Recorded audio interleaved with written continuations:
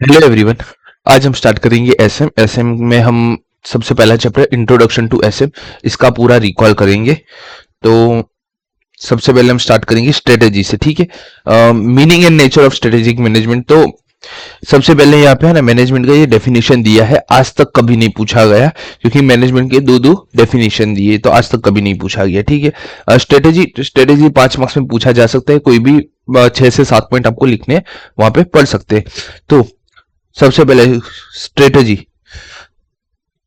तो सबसे पहला पॉइंट हमारा होगा strategy is the game plan that the management of a business use to take a market position, conduct its operation, attract and satisfy the customer and compete successfully and achieve organisational objects. तो strategy क्या है?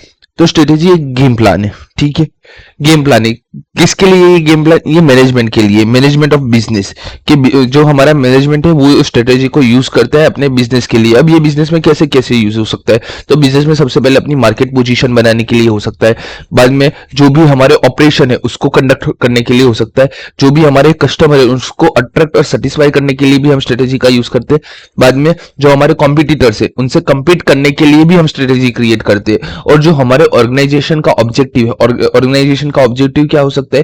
भाई मुझे profit ज्यादा करना है या तो फिर मुझे पब्लिक के लिए कोई वर्क करना है। तो जो भी एक ऑर्गेनाइजेशन का ऑब्जेक्टिव है उसको अचीव करने में स्ट्रेटेजी हमेशा हमारी मदद करता है। तो ये हमारा फर्स्ट पॉइंट है, बोलो मेरे साथ, strategy is the game plan. Strategy is the game plan that the management of a business used to take a market position, conduct its operation, attract and satisfy its customer, compete successfully and achieve organizational objective। फिर से एक बार, strategy is the game plan that the management of a business used to take a market position, conduct its operation, attract and satisfy customer, compete successfully and achieve organizational objective। ठीक है, first point. Second point हमारा होगा strategy का definition है, strategy as a long range blueprint of a organisation desire, image, direction and destination. तो strategy क्या है?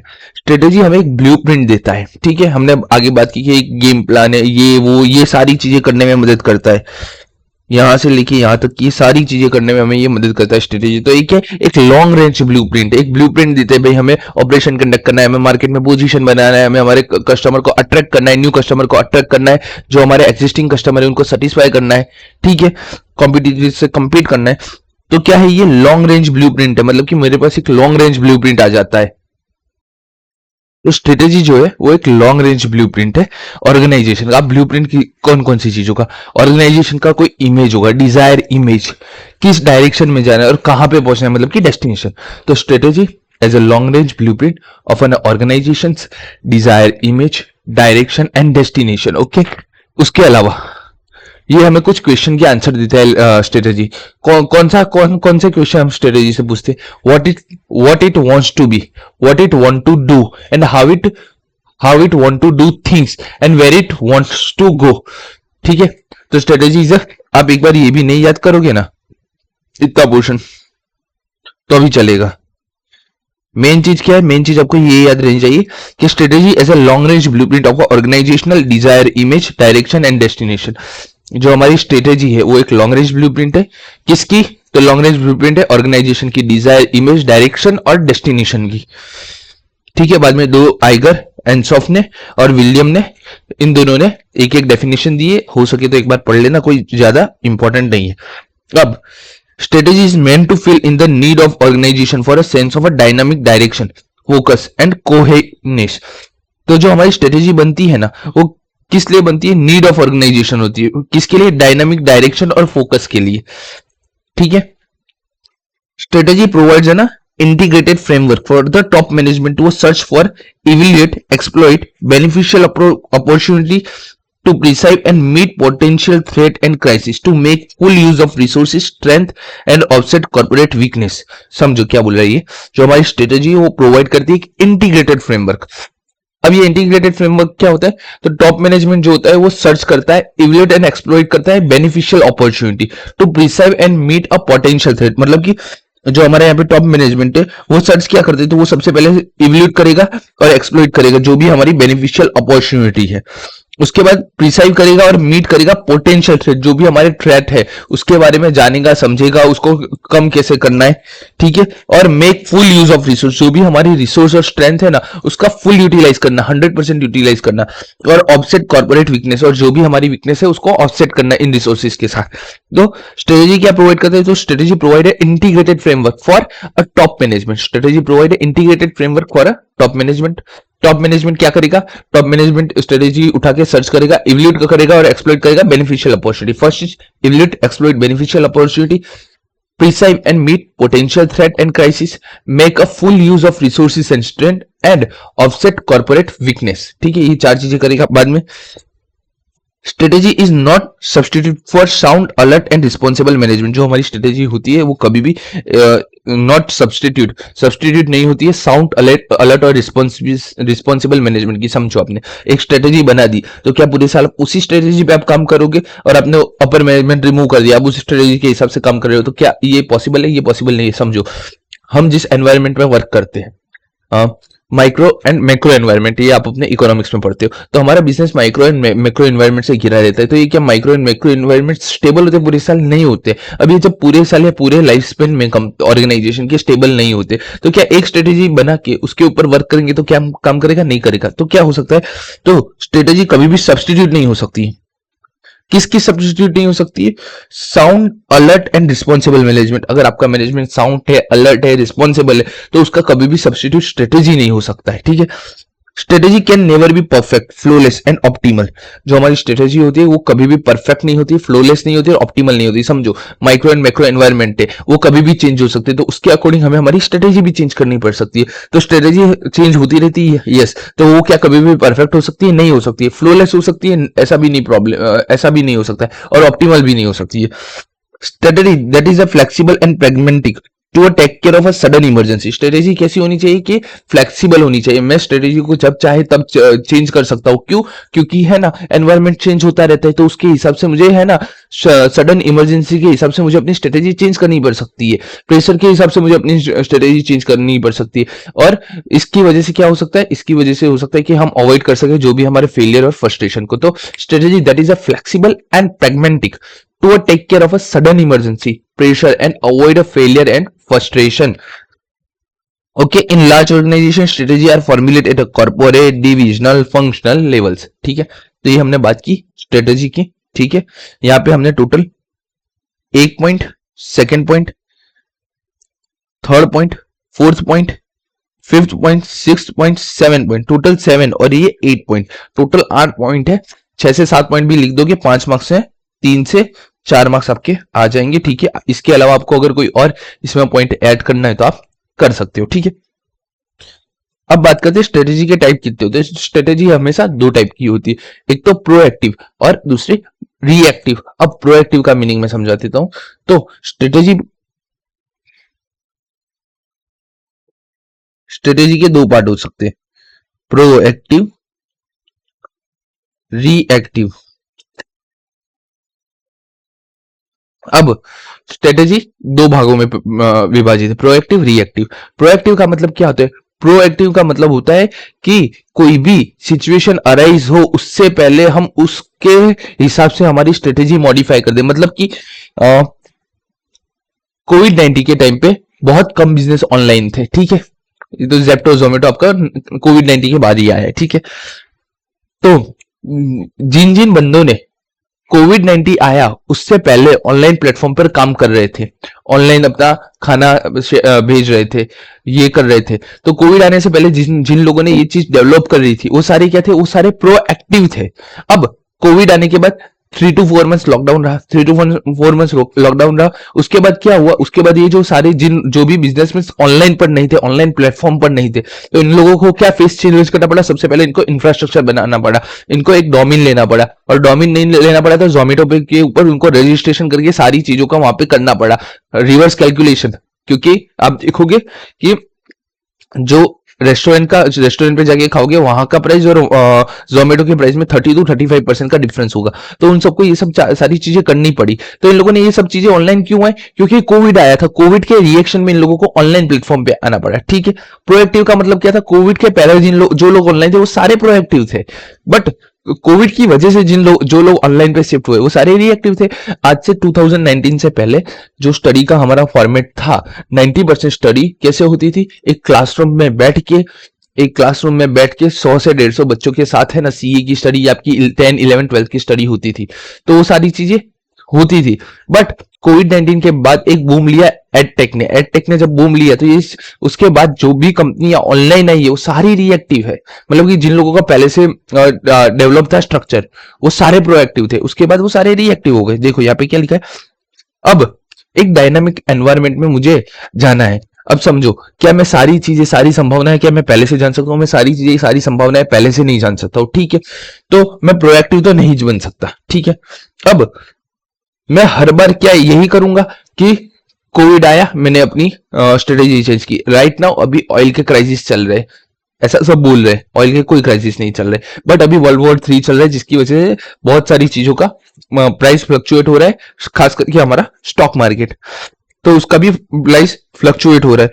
तो हमारी क्या स्ट्रेटेजी अभी जो हालात है उसके हिसाब से होगी। अगर आप एफ एंड या कुछ करते हो, शेयर मार्केट में डीलिंग करते होंगे, तो आपकी स्ट्रेटेजी किसके हिसाब से होगी?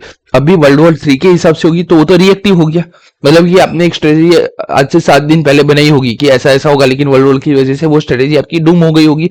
मतलब कि आपने प्रोएक्टिव स्ट्रेटेजी बनाई थी, बट वर्ल्ड वॉर की वजह से आपका एफ एंड या शेयर मार्केट में हैवी इंपैक्ट आया। आज प्लस चल रहा है पूरा मार्केट, ठीक है, आज पूरा मार्केट है ना प्लस चल रहा है। तो ठीक है, अभी कुछ पिछले कुछ दिनों से नेगेटिव चल रहा था मार्केट, नेगेटिव मार्केट चल रहा था, जो ओपन हुआ है पॉजिटिव में हुआ है। तो ठीक है, ठीक है। तो आपने जो स्ट्रेटेजी बनाई थी आज से 2 दिन पहले, वो क्या बनाई थी कि भाई मार्केट डाउन हो रहा है, तो मार्केट डाउन के हिसाब से बनाई थी, तो वो प्रोएक्टिव थी। बट आज आप देख रहे हो तो मार्केट पॉजिटिव में ओपन हुआ है, तो क्या अब आपकी स्ट्रेटेजी उसके हिसाब से तो रिएक्टिव। मतलब कि क्या हो सकता है, क्या मैं पूरी की पूरी स्ट्रेटेजी प्रोएक्टिव कर सकता हूँ? नहीं। और क्या मैं पूरी की पूरी स्ट्रेटेजी रिएक्टिव कर सकता हूँ? नहीं। तो मुझे क्या करना पड़ेगा, इन दोनों का प्लस करके, मतलब कि मुझे कुछ स्ट्रेटेजी पहले से बना के चलनी पड़ेगी, और उसमें है ना जैसे जैसे सडन इमरजेंसी है उस हिसाब से स्ट्रेटेजी मुझे चेंज करनी पड़ेगी। कहा गया, स्ट्रेटेजी फ्लेक्सिबल क्यों होनी चाहिए? ताकि प्रोएक्टिव स्ट्रेटेजी बनाई हो तो मैं उसमें रिएक्टिव ऐड कर सकूं, ठीक है। तो strategy is partly proactive and partly reactive. Strategy हमारी पार्टली प्रोएक्टिव हो सकती है और पार्टली रिएक्टिव हो सकती है। Company strategy is typically blend of, company की स्ट्रेटेजी टिपिकली इन दोनों का ब्लेंड होती है। प्रोएक्टिव का मतलब क्या होता है? Proactive action on the part of manager to improve the company's market position and financial performance. हम जब भी प्रोएक्टिव चीजें करते हैं, पहले से चीजें करते हैं, आज आप मई के लिए आज अप्रैल में स्टडी कर रहे हो, तो ये रिएक्शन है कि मई में स्टडी है, 1 महीने का टाइम है, मुझे स्टडी करनी पड़ेगी। यही स्टडी आपने मेरे साथ एफएम के लेक्चर हम लोगों ने है ना अक्टूबर 1 अक्टूबर या नहीं 15 अक्टूबर के आसपास से लेने का स्टार्ट किया था। 1 अक्टूबर या 2 अक्टूबर से हमने हमारा स्टार्ट किया था बैच एफएम का। तो आपने मेरे साथ उस टाइम पे एफएम पूरा का पूरा कंप्लीट, जैसे जैसे लेक्चर अपलोड हो रहे हैं वैसे वैसे कर लिया होता, तो वो प्रोएक्टिव स्ट्रेटेजी है। आपने एक बार पूरा रेगुलर लेक्चर देख लिया, 1 2 बार रिवीजन कर लिया। कुछ लोग हो गए कि अभी 30 दिन बाकी है ना, अब एफएम स्टार्ट करेंगे। अब क्या करेंगे, एक दिन में 5 रेगुलर लेक्चर देखेंगे, या फिर क्या करेंगे, ये सब छूट के ये मैराथन्स देखेंगे, रिवीजन वीडियोस देखेंगे। तो वो रिएक्टिव स्ट्रेटेजी है। तो प्रोएक्टिव का मतलब क्या है? प्रोएक्टिव का मतलब है, मैं एक स्टडी के हिसाब से बताता हूँ, प्रोएक्टिव का मतलब है मुझे ऑल इंडिया रैंक लाना है या मुझे एक्सेम्पशन लाना है। तो उसकी जगह यहाँ पे पढ़ो, कंपनी अपनी क्या करना चाहती है? Market position, all India rank 1, company market position, company अपनी मार्केट पोजीशन अच्छी करना चाहती है।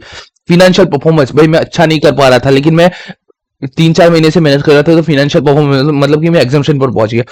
तो प्रोएक्टिव का मीनिंग क्या है? प्रोएक्टिव एक्शन होता है on the part of managers. Managers माने मैं मेरे पे ही होगा, मैं स्टूडेंट हूं तो मेरे पे ही होगा। क्या, किसके लिए? Improve companies market position and financial performance. Reactive का मीनिंग क्या है? तो रिएक्शन टू अनएंटिसिपेटेड डेवलपमेंट। अब 1 महीने बाद एग्जाम है, अब अनएंटिसिपेटेड डेवलपमेंट हो गई, जो बोथ ग्रुप दे रहा होगा उसको 6 सब्जेक्ट की स्टडी करनी पड़ी होगी, तो माइंड पे प्रेशर आएगा, ठीक है। And fresh market condition in the dynamic business environment, ठीक है। मार्केट कंडीशन भी चेंज हो रही है, जिसकी वजह से अब डायनामिक बिजनेस एनवायरनमेंट हो रहा है, ठीक है।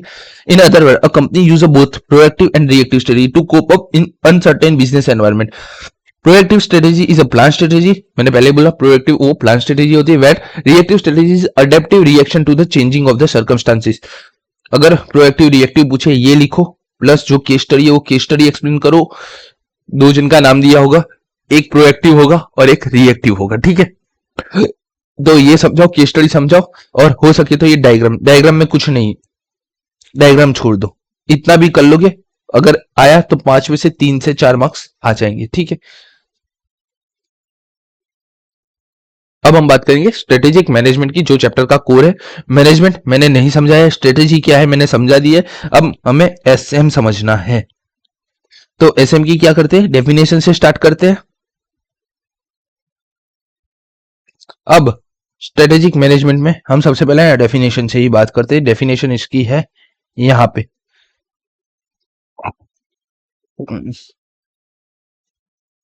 स्ट्रेटेजिक मैनेजमेंट को डिफाइन करो। तो स्ट्रेटेजिक मैनेजमेंट क्या है? स्ट्रेटेजी पढ़ लिया, मैनेजमेंट हमें बचपन से पढ़ रहा है, पता है। स्ट्रेटेजी मतलब कि एक ऐसी चीज बना जो बिजनेस के साथ कॉप अप कर सके, और मैनेजमेंट जो स्ट्रेटेजी हमने बनाई है उसको अच्छे से इंप्लीमेंट करे पूरे ऑर्गेनाइजेशन में, ठीक है उसको। अब उन दोनों वर्ड को हम मिक्स करके स्ट्रेटेजिक मैनेजमेंट की बात करेंगे। तो ठीक है, स्ट्रेटेजिक मैनेजमेंट क्या है? तो सबसे पहले एक मैनेजमेंट का प्रोसेस है, तो ये एक मैनेजरियल प्रोसेस है। अब ये प्रोसेस क्या करवाता है? Developing strategic vision. सबसे पहले एक कंपनी का मुझे विजन पता होना चाहिए। विजन पता है तो विजन के हिसाब से मुझे अपने ऑब्जेक्टिव बनाने चाहिए। सेटिंग ऑब्जेक्टिव, विजन मुझे पता चल गया। मेरी कंपनी क्या है? मेरी कंपनी आशीष पांडे इंस्टीट्यूट है। आशीष पांडे इंस्टीट्यूट का विजन क्या है? आशीष पांडे इंस्टीट्यूट का विजन है लो प्राइस पे मुझे हाई क्वालिटी क्लासेस देने हैं, ठीक है। हम हाई क्वालिटी क्लासेस पे जैसे वर्क कर रहे हैं और अभी तो हम कुछ चार्ज नहीं कर रहे, तो हमारा विजन क्या है? लो प्राइस के ऊपर हाई क्वालिटी क्लासेस दे, ठीक है। तो ये हमारा विजन है। ऑब्जेक्टिव क्या है? तो ऑब्जेक्टिव ये है कि अभी हमारे क्लासेस हाई क्वालिटी नहीं है, जैसे जैसे हम करेंगे इसको हम हाई क्वालिटी में लेके जाएंगे, ठीक है। High quality not in the sense of a presentation, in the sense of मैं जो पढ़ा रहा हूं उसको हम और डेवलप करेंगे और एग्जाम्पल लेके आएंगे इन द फ्यूचर। तो ये मेरा ऑब्जेक्टिव है कि मुझे मेरे जो अभी क्लासेस में रिकॉर्ड कर रहा हूं ना उसको और शानदार बनाने, मुझे इसके साथ एआई मर्ज करना है। तो ये मेरे ऑब्जेक्टिव है, उसके हिसाब से मुझे स्ट्रेटेजी क्राफ्ट करनी पड़ेगी। अब मेरे ऑब्जेक्टिव में मैंने बोला कि ऑब्जेक्टिव मेरा है कि मुझे अपनी क्लासेस को धीरे धीरे बेहतरीन करना है। अब बेहतरीन करने के लिए मुझे क्या करना पड़ेगा? मुझे आज स्ट्रेटेजी बनानी पड़ेगी मुझे। अब स्ट्रेटेजी क्या हो सकती है? मैं लॉन्ग फॉर्म वीडियो बनाऊं, मैं शॉर्ट बनाऊं। शॉर्ट मैंने अभी भी स्टार्ट किया बनाना, ठीक है। और लॉन्ग फॉर्म वीडियो तो हम अपने बना ही रहे पिछले 3-4 महीने से। तो क्या हो सकता है? तो मैंने स्ट्रेटेजी क्राफ्ट की, भाई मुझे शॉर्ट्स बनाना होगा। अब शॉर्ट्स भी किस किस चीजों के बनाने होंगे, मुझे वीडियो बनानी, लॉन्ग वीडियो, वो किस किस चीजों के बनानी होगी वो बाद में। इंप्लीमेंट एंड इवल्यूट, इंप्लीमेंट करो जो भी स्ट्रेटेजी हमने बनाई है उसको इंप्लीमेंट करो और इवल्यूट करो। तो जैसे शॉर्ट्स हमने स्टार्ट किया, शॉर्ट्स की वजह से वहां पे व्यूज ज्यादा आते हैं जबकि लॉन्ग वीडियोस में बहुत कम आते हैं। तो हमने जो स्ट्रेटेजी बनाई थी, भाई शॉर्ट्स बनाने हैं या लॉन्ग वीडियो बनाना है, तो दोनों के ऊपर काम चल रहा है, उसको हमने इंप्लीमेंट किया, इवल्यूट किया। इंप्लीमेंट किया मतलब कि आपके लिए अपलोड किया, अपलोड करने के बाद मैंने इवल्यूट क्या किया कि शॉर्ट्स के ऊपर एंगेजमेंट और व्यूज ज्यादा आते हैं जबकि लॉन्ग वीडियोस पे उतने एंगेजमेंट और व्यूज नहीं आते। इससे क्या पता चलता है? आज का जो स्टूडेंट है वो छोटी छोटी जगहों पर खुशियां ढूंढता है, ठीक है। तो हमने इंप्लीमेंट किया, इवल्यूट किया, और fifth finally initiating corrective adjustment word deem appropriate. अब ये जब ये थोड़े टाइम तक चलेगा हमारा ये सब कुछ, तो हमें पता चलेगा कि जो हमने अभी जो स्ट्रेटेजी इंप्लीमेंट की है उसमें क्या बेनिफिट है, क्या नेगेटिविटी है, उसके हिसाब से मैं करेक्टिव एक्शन लूंगा अपनी स्ट्रेटेजी के अंदर, ठीक है। तो ये है पूरी डेफिनेशन 1 2 3 4 5, ठीक है। Vision, setting objective, crafting a strategy, implementing and evaluating the strategy, finally initiative corrective adjustment were deemed appropriate, ठीक है। तो स्ट्रेटेजी की डेफिनेशन क्या है? SM refers to the managerial process, मेरे साथ फटाफट बोलो। SM refers to managerial process, developing a strategic vision, setting objective, crafting strategy, implement and evaluating the strategy, finally initiating corrective adjustment word deemed appropriate. जहां पे मुझे adjustment करने वहां पे मैं करेक्टिव एडजस्टमेंट करके उसको अप्रोप्रिएट करूं। अब the process does not and keeps going on the cyclic manner, ठीक है। अब समझो आज एक स्ट्रेटेजी बनाई, वो स्ट्रेटेजी पूरी कंप्लीट हो गई, तो मेरा विजन जो है ना, विजन हमेशा बड़ा होता है। ऑब्जेक्टिव विजन को छोटे छोटे रूपों में डालता है, बाद में उसके हिसाब से क्राफ्टिंग स्ट्रेटेजी के। तो एक मेन विजन है मेरा, उसके ऊपर से मेरी 5 डिफरेंट ऑब्जेक्टिव, 4 डिफरेंट ऑब्जेक्टिव है, ठीक है। अब ये 4 डिफरेंट ऑब्जेक्टिव आएंगे तो हर ऑब्जेक्टिव को अचीव करने की स्ट्रेटेजी मेरी क्या अलग होगी? यस। अब जैसे जैसे ये चीजें होगी, जैसे जैसे मेरी ये चीज होगी, तो क्या मेरा जैसे जैसे ये 4 ऑब्जेक्टिव मेरे कंप्लीट हो जाएगा तो क्या होगा? मेरा विजन भी डेवलप हो जाएगा, मेरा एक न्यू विजन डेवलप होगा, और वो जो न्यू विजन डेवलप होगा उसके भी ऑब्जेक्टिव होंगे, और उसको ऑब्जेक्टिव को करने के लिए स्ट्रेटेजी करनी पड़ेगी, बाद में स्ट्रेटेजी को इंप्लीमेंट और इवैल्यूएट करना पड़ेगा, बाद में उसके लिए करेक्टिव एक्शन। मतलब कि जब तक मेरी फर्म चल रही ना तब तक ये प्रोसेस रिपीटिव साइक्लिक मैनर में होती ही रहेगी, कभी बंद नहीं होगी। तो जो स्ट्रेटेजिक मैनेजमेंट का प्रोसेस है वो कभी भी अंत नहीं होता है। The process does not and and keeps going on a cyclic manner. अगर एग्जाम में कुछ भी पूछते हैं स्ट्रेटेजिक मैनेजमेंट की इंपॉर्टेंस या बेनिफिट, तो आपको क्या ये डेफिनेशन लिखनी पड़ेगी। तो स्ट्रेटेजिक मैनेजमेंट की डेफिनेशन क्या है? तो स्ट्रेटेजिक मैनेजमेंट की डेफिनेशन है, strategic management refers to managerial process of developing strategic vision, setting objective, crafting a strategy, implement and evaluate the strategy, and finally initiating corrective action were deemed appropriate। ठीक है, the process does not end and keep going on the cyclic manner। फटाफट एक बार मेरे साथ फिर से बोल लो। Strategic management refers to the managerial process। Strategic management refers to the managerial process of a developing strategic vision। Strategic vision के बाद क्या आएगा? Setting objective के बाद क्या आएगा? Crafting a strategy। उसके बाद आएगा implement and evaluate the strategy। And finally initiative corrective action, corrective adjustment what deemed appropriate। This process does not end and keep going on the cyclic manner। ठीक है, एक तो ये चीज है। तो फर्स्ट ये चीज आपको याद करनी पड़ेगी। सेकंड क्या है? सेकंड है ऑब्जेक्टिव। 2 मार्क्स में पूछ सकते हैं, 2 ऑब्जेक्टिव है, 2 मार्क्स में पूछ सकते हैं। ठीक है, तो ऑब्जेक्टिव क्या हो गया? एसएम का ऑब्जेक्टिव क्या है? तो सबसे पहला ऑब्जेक्टिव क्या है? Create a competitive advantages. अब कॉम्पिटिटिव एडवांटेज का मीनिंग क्या है? Something unique and valued by the customer. मतलब कि अगर मैं स्ट्रेटेजिक मैनेजमेंट अपने ऑर्गेनाइजेशन में डाल रहा हूं तो ऑर्गेनाइजेशन की स्ट्रेटेजी सफल हुई है कि नहीं हुई वो कैसे पता चलेगा? कि कस्टमर जब सेटिस्फाई हो रहे हैं, ठीक है, या तो फिर कस्टमर सेटिस्फाई हो रहे हैं, या तो फिर क्या होगा, जो भी हमारे कॉम्पिटिटर्स है ना उससे हम ज्यादा अच्छा कर रहे हैं। तो 2 चीजें यहां पे याद रखनी है। टू क्रिएट, फर्स्ट में 2 चीजें, to create competitive advantages so that the company can outperform the competitive in all aspect of organization and guide the company successful through the all changes in the environment.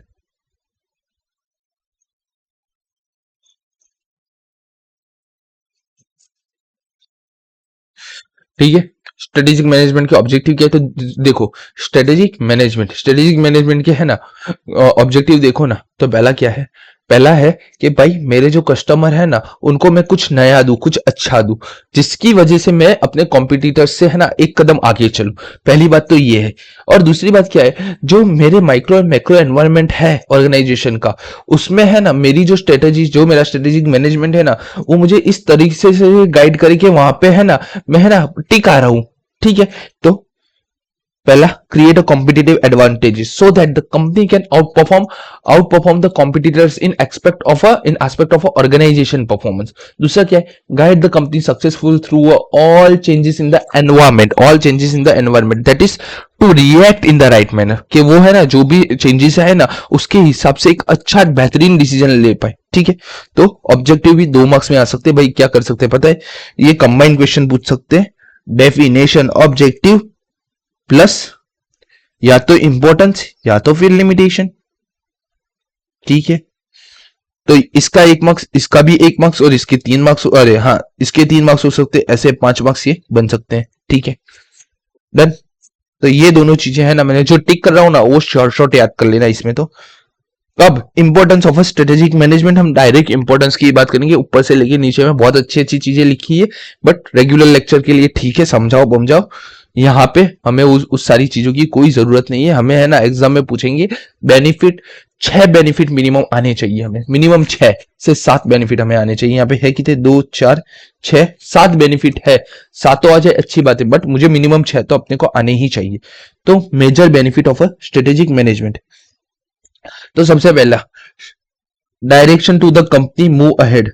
Okay, SM क्या? SM gives a direction the company to move ahead. ठीक है, एक एक line ही याद करेंगे, ज्यादा कुछ याद नहीं करेंगे।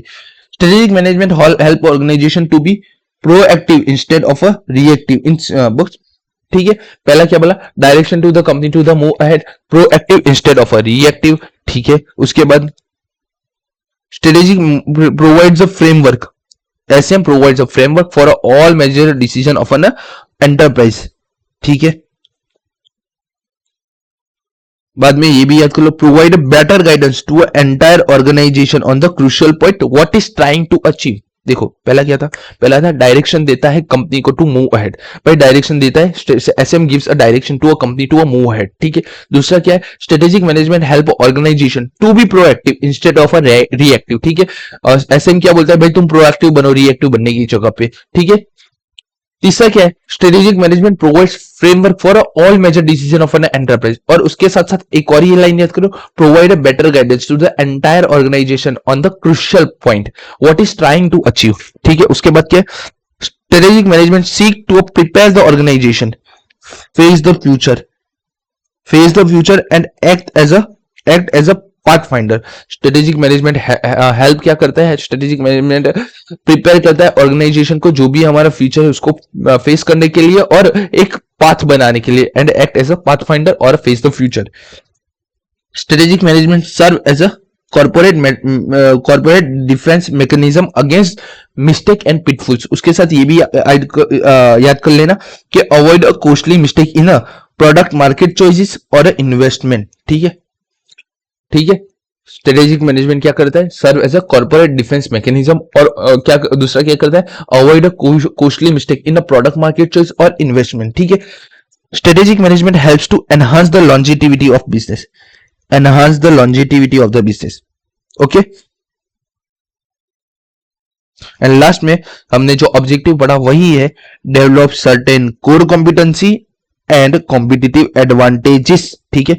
तो अगर देखो तो हमने पढ़ा यहां पे 1 2, यहां पे 3 और 4 है, 3 और 4, ये हो गया हमारा 5th नंबर का, ये हमारा हो गया 6th एंड 7th नंबर का, ये हमारा हो गया 8 नंबर, और ये हमारा हो गया 9 नंबर, ठीक है।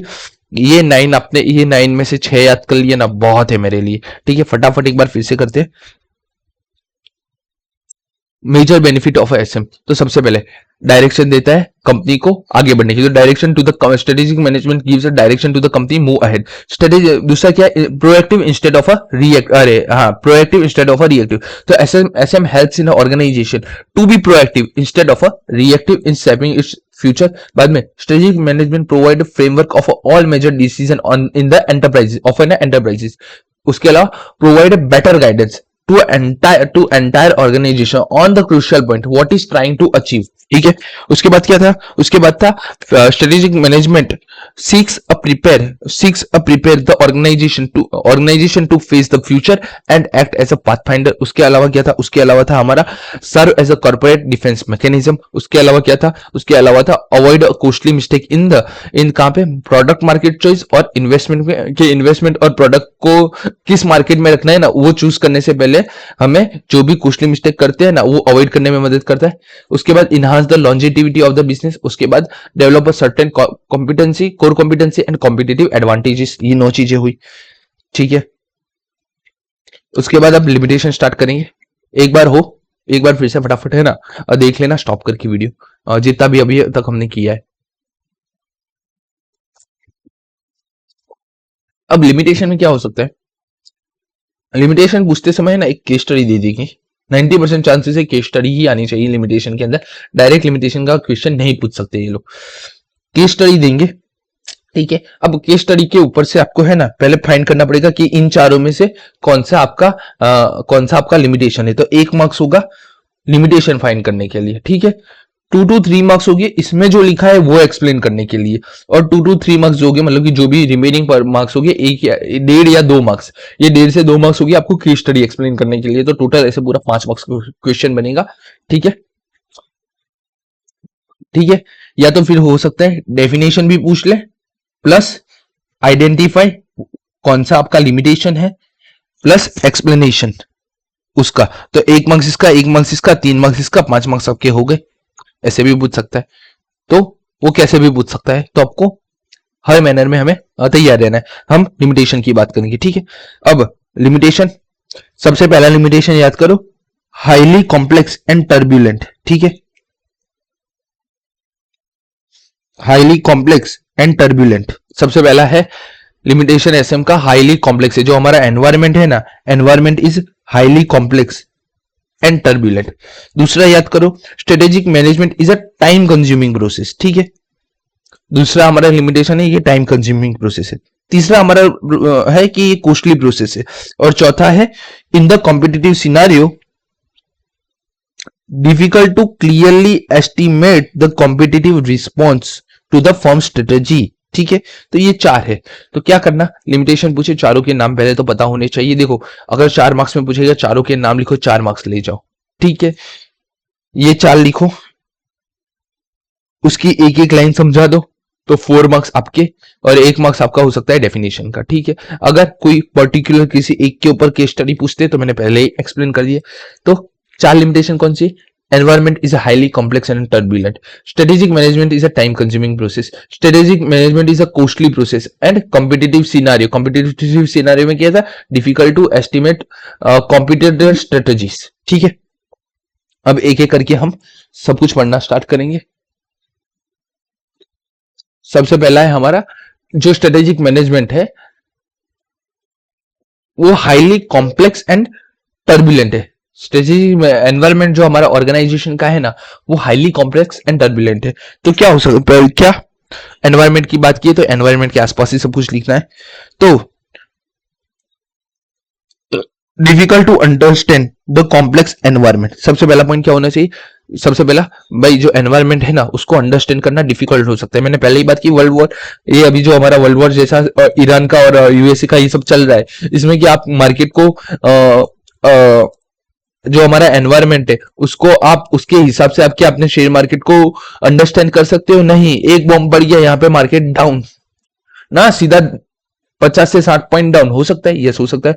तो क्या हो सकता है, difficult to understand the complex environment, exactly pinpoint how it will be shape up in future. ठीक है, अभी मैंने सोचा कि ईरान में है ना बॉम्ब पड़ा तो 50 पॉइंट माइनस होने चाहिए, लेकिन दूसरी जगह क्या हुआ कि इंडिया के अंदर जो हमारे 16 से 17 शिप्स है ऑयल के, वो आ गए, वहां पे बॉम्ब पड़ा है, यहाँ पे 16 से 17 शिप आ गए, तो जो हमारा ऑयल का जो माथाकूट चल रहा था ना पूरे देश भर में, वो कम हो गया, तो उसकी वजह से 20 पॉइंट ऊपर चले गए। तो मैंने जो सोचा था क्या वैसा हुआ? नहीं हुआ। मतलब कि ये फ्यूचर में ये एनवायरनमेंट मुझे कहां से कहां लेके जाएगा ना, वो मुझे नहीं पता है। तो exactly pinpoint how it will shape up in future, future में क्या होगा ना वो मुझे नहीं पता है इस एनवायरनमेंट की वजह से। The organization estimate about its future shape awful go wrong, future shape may awful go wrong, awful go wrong and jeopardize of all strategic plan। मतलब कि जो हमने जो एस्टिमेट किया ऑर्गेनाइजेशन का जो एस्टिमेटेड है फ्यूचर के, वो गलत हो सकता है, जिसकी वजह से जो भी हमने स्ट्रेटेजिक प्लान किया है ना वो सारे बिगड़ सकते हैं।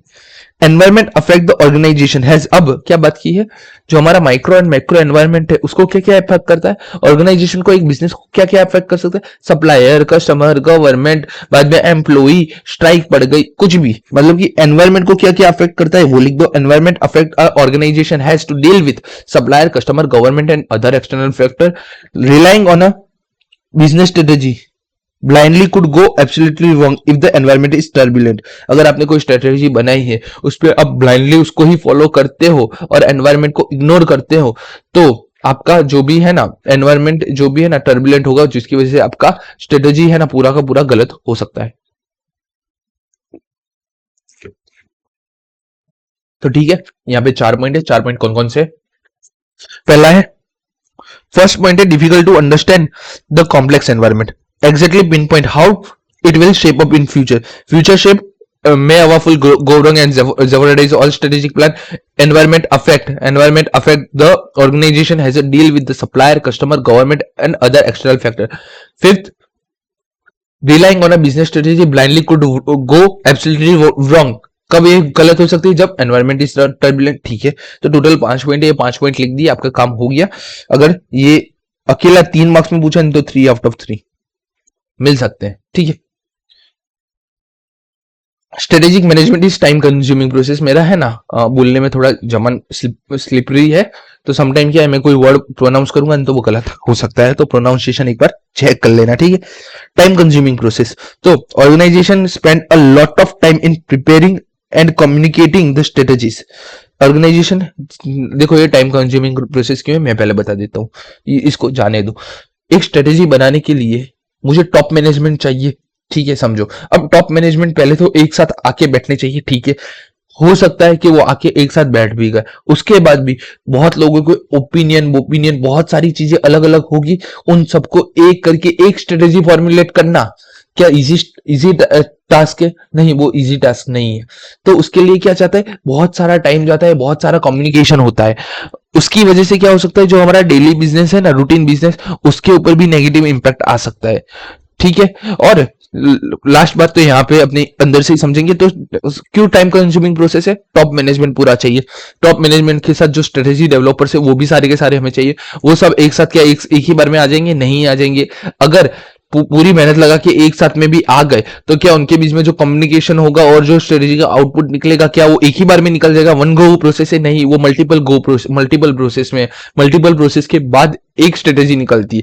तो इसमें बहुत सारा टाइम हमारा हो जाता है, बाद में स्ट्रेटेजी को प्रिपेयर करने के लिए बहुत सारा टाइम जाता है, टॉप मैनेजमेंट के साथ कम्युनिकेट करना रहता है। अब ये सब करेंगे, टॉप मैनेजमेंट यहाँ पे रहेगा, तो जो हमारा रूटीन का बिजनेस चल रहा है वहां पे भी तो इम्पैक्ट आएगा उसकी वजह से, ठीक है। तो इसकी वजह से टाइम कंज्यूमिंग प्रोसेस है। तो टाइम कंज्यूमिंग प्रोसेस में हमारा पहला पॉइंट क्या है? Lot of time preparing and communicating in the strategy, ठीक है। They may impact daily operation जो उसको इम्पेक्ट कर सकते हैं, या तो negative impact in the routine business. तो ठीक है, फर्स्ट पॉइंट आप लिखो, lot of time in preparing and communicating strategy. Second लिखो, may impact daily operation and negative impact of the routine business. तीसरा लिखो कि planning and strategizing are important. Planning करना और स्ट्रेटेजी बनाना बहुत इंपॉर्टेंट चीज है, but putting them into the action is where the actual success is lies. मतलब कि आपने प्लान कर दिया, आपने स्ट्रेटेजी बना दी, ठीक है, ये इंपॉर्टेंट चीज थी, ये दो चीजें आपने कर ली, बट आपने उसको एक्शन में ही नहीं रखा। और एक्शन में रखा, टॉप मैनेजमेंट ने एक ऐसी मस्त स्ट्रेटेजी बनाई है जिससे शॉर्ट सक्सेस है, बट जो लोअर मैनेजमेंट है या लोअर लेवल का स्टाफ है वो समझ ही नहीं पा रहा है आपने क्या बनाया है। तो उसको जब तक आप एक्शन में नहीं रखोगे तब तक तो आपको सक्सेस मिलनी ही नहीं वाली है। तो planning and strategy are important, but putting them in action is where the actual success lies. Actual success planning और स्ट्रेटेजी में नहीं है। एक्चुअल सक्सेस कहाँ है? जब उसको हम एक्शन में डालें। अब देखो यहाँ पे एक एग्जांपल है, एग्जांपल देख लो। Similar to a student, planning and strategy, what to study, from where and what time of the day of to study consume so much of our actual study time that by time we have to study we almost executed। ये क्या बोल रहा है कि हम है ना बहुत सारा टाइमिंग लगाते हैं, प्लान करते हैं, स्ट्रेटेजी बनाते हैं, यहाँ पढ़ेंगे, ये पढ़ेंगे, इस हिसाब से पढ़ेंगे, क्या पढ़ेंगे, ये मैराथन देखेंगे, ये रिवीजन लेक्चर देखेंगे, मैं डेली के 10 सम करूंगा। क्या हो पाते?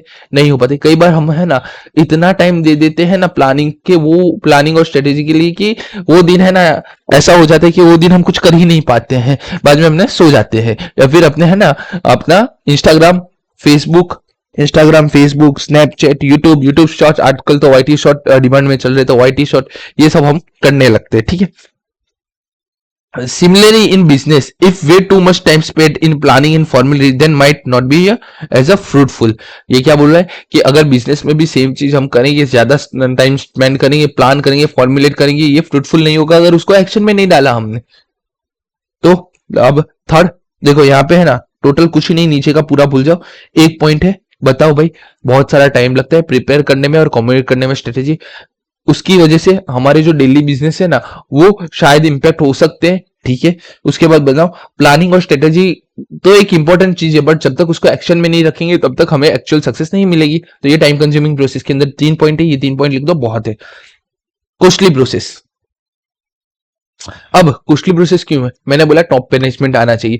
टॉप मैनेजमेंट के साथ है ना एक्सपर्ट स्ट्रेटेजी आते हैं। मतलब कि देखो, टॉप मैनेजमेंट के सारे बंदे स्ट्रेटेजी बनाते हैं, बट स्ट्रेटेजी जो भी बनाता है उसके लिए उनको एक स्ट्रेटेजिक प्लानर चाहिए। 1 से 2 स्ट्रेटेजिक प्लानर लगते हैं, और ये स्ट्रेटेजिक प्लानर जो आते हैं ना, जो ये स्ट्रेटेजी डेवलप करते हैं, इनका कॉस्ट बहुत ही हाई रहता है। उसकी वजह से ये कॉस्टली प्रोसेस होता है। आप अपनी स्टडी की स्ट्रेटेजी बनाते हो, तो क्या आप वो 100% जो बनाते हो, क्या वो 100% सही होती है?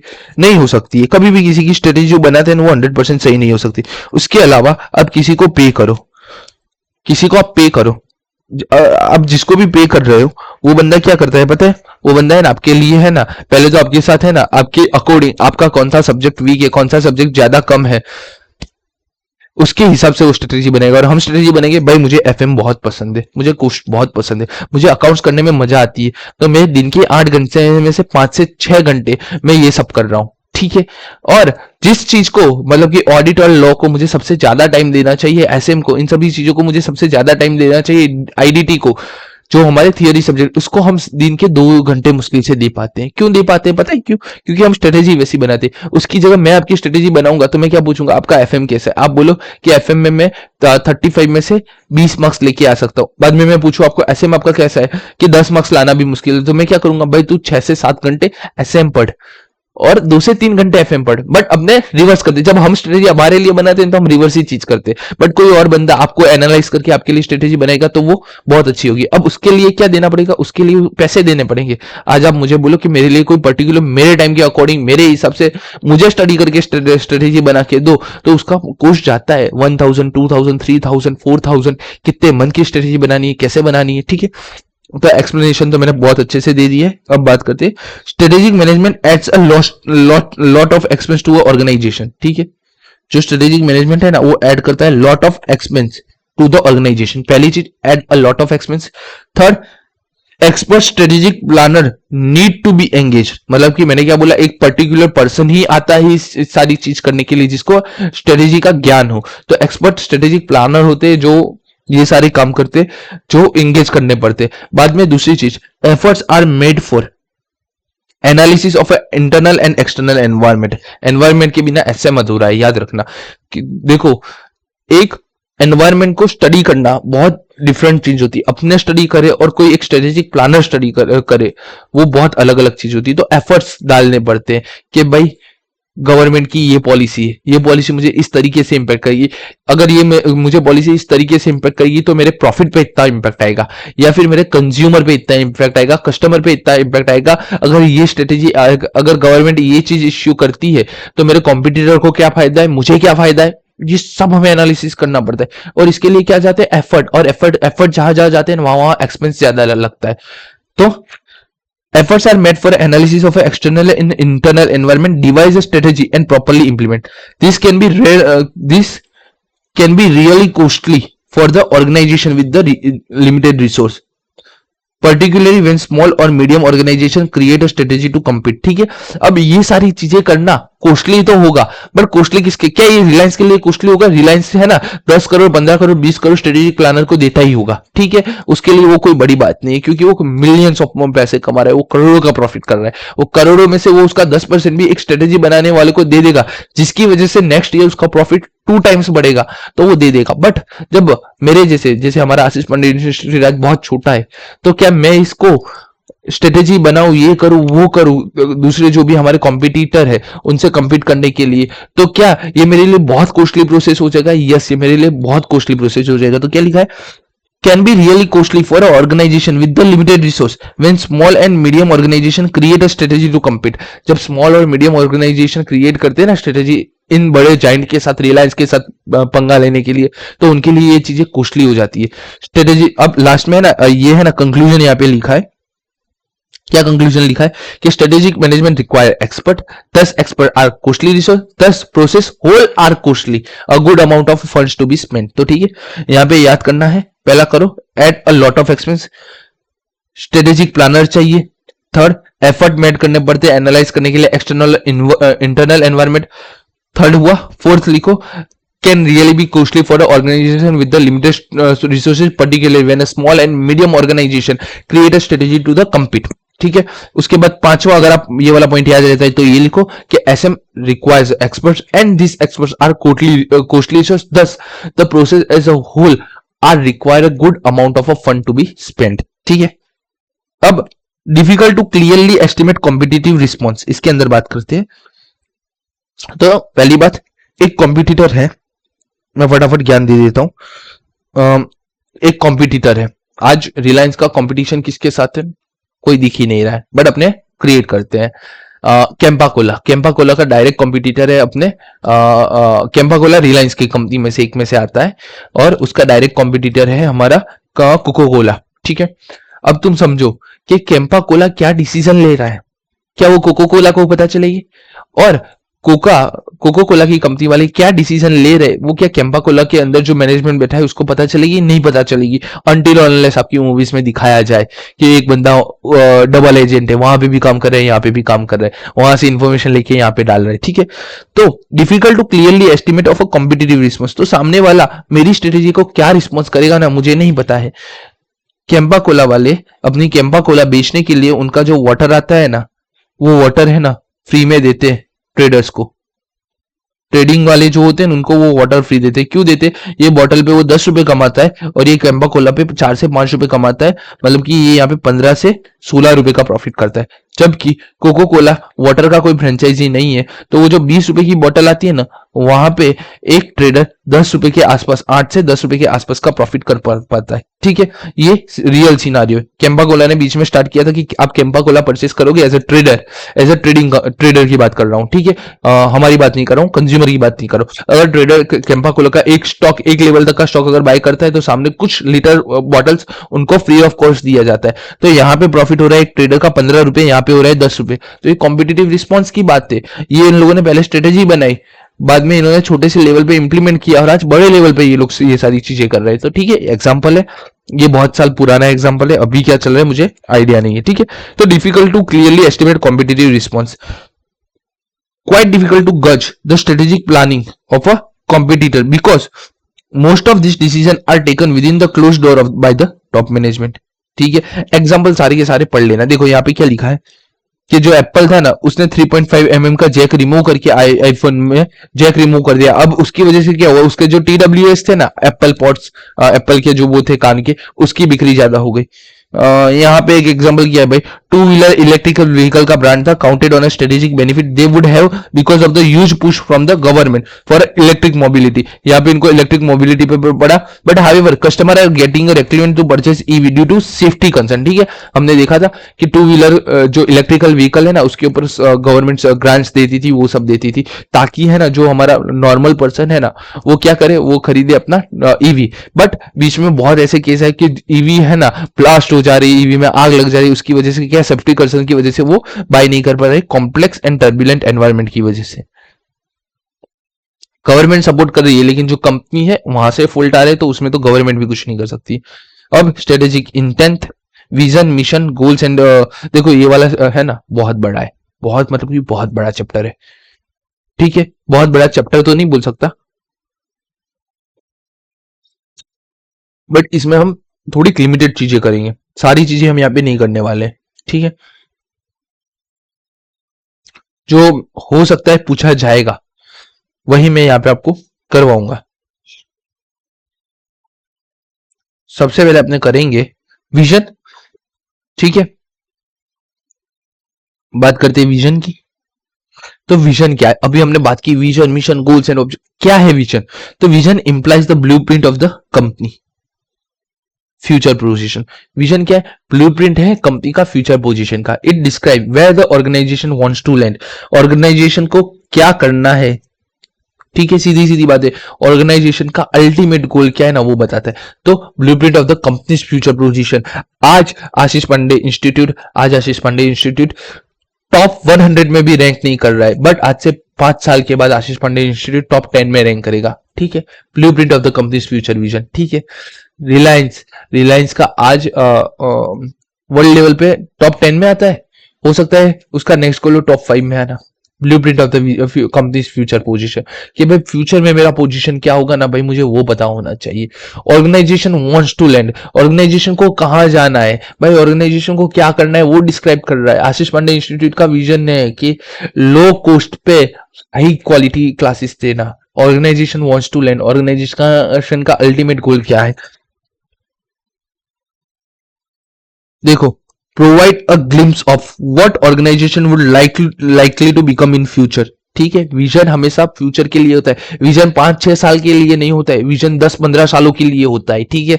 विजन जो होता है ना वो 10-15 सालों में अचीव होता है, याद रखना। विजन 10 to 15 ईयर्स में अचीव होता है। आपका विजन है सीए बनना है, पता है कितने सालों में बनोगे, नहीं पता है। 2 years articleship and 2 years study period, total 4 years। तो 4 years का ये विजन है आपका कि मुझे 4 years के अंदर बनना है। फाउंडेशन के रूट से आए, फाउंडेशन के रूट में 4 month स्टडी पीरियड, एग्जाम और रिजल्ट में दूसरे 3 मंथ ले लेता हूं, ठीक है। इंटर में आए 9 month study period plus 3 months में ले लेता हूं अपने एग्जाम और रिजल्ट आने में। उसके बाद 2 इयर्स का आर्टिकलशिप, ठीक है। फिर आ गए फाइनल में। फाइनल में है ना, पहले एसपीएम वो सब क्लियर करोगे, उसके 2 मंथ्स ऐड कर लेते हैं। बाद में 6 मंथ का स्टडी पीरियड, बाद में 3 महीने एग्जाम हो रही है। कितने हो गए? 3 6 9 10 11 11 12 13 14 15 15 16 17 18 19 20 21 22 23 24 25 26 27 28 29 30, मतलब कि नहीं तो भी कितने 4 साल हो गए, 4.5 साल जैसा कोर्स ये आपका पूरा हो गया। तो ये आपका 4.5 इयर्स तक का विजन है कि भाई मुझे 4.5 इयर्स में सिंगल गो में मुझे पूरा का पूरा है ना अपना सीए निकालना है, ठीक है। 4 इयर्स 4.5 इयर्स जैसा होता है आपका पूरा सीए सिंगल गो में निकालना हो तो ये विजन है आपका। अब blueprint of the company future project, vision के बारे में फटाफट बात कर लेते। First, blueprint of the company's future position. Second, organization wants to lend and provides a glimpse of what organization will likely to become in the future. अब last में क्या लिखा है? Each subsystem of the organization is required to follow its vision. ठीक है, अब मैं बताता हूं क्या ये सेंटेंस है ना आपकी लाइफ से आप नहीं लिखोगे मुझे नहीं पता, आपकी लाइफ से बहुत है ना मैटर करता है। क्या लिखा? ईच सब सिस्टम ऑफ द ऑर्गेनाइजेशन में टॉप लेवल होता है, वहां पे विजन चाहिए। बाद में जो दूसरा लेवल होता है, जितने भी सब लेवल है हर जगह एक विजन होना चाहिए। परचेस डिपार्टमेंट है तो परचेस डिपार्टमेंट का विजन होना चाहिए कि मैं हाई क्वालिटी प्रोडक्ट परचेस करूं। सेल्स डिपार्टमेंट का विजन क्या होना चाहिए? सेल्स डिपार्टमेंट का विजन होना चाहिए मैं हाई क्वालिटी माल बनाऊं, ठीक है। टॉप लेवल का मैनेजमेंट होना चाहिए मैं हाई क्वालिटी सर्विस प्रोवाइड करूं हर एक को, या हाई प्रॉफिट जनरेट करूं मेरे शेयर होल्डर्स के लिए। तो मैं आपके real life as a student छोड़ दो, एज ए पर्सन आज आपका विजन क्या है? सीए को छोड़ दो।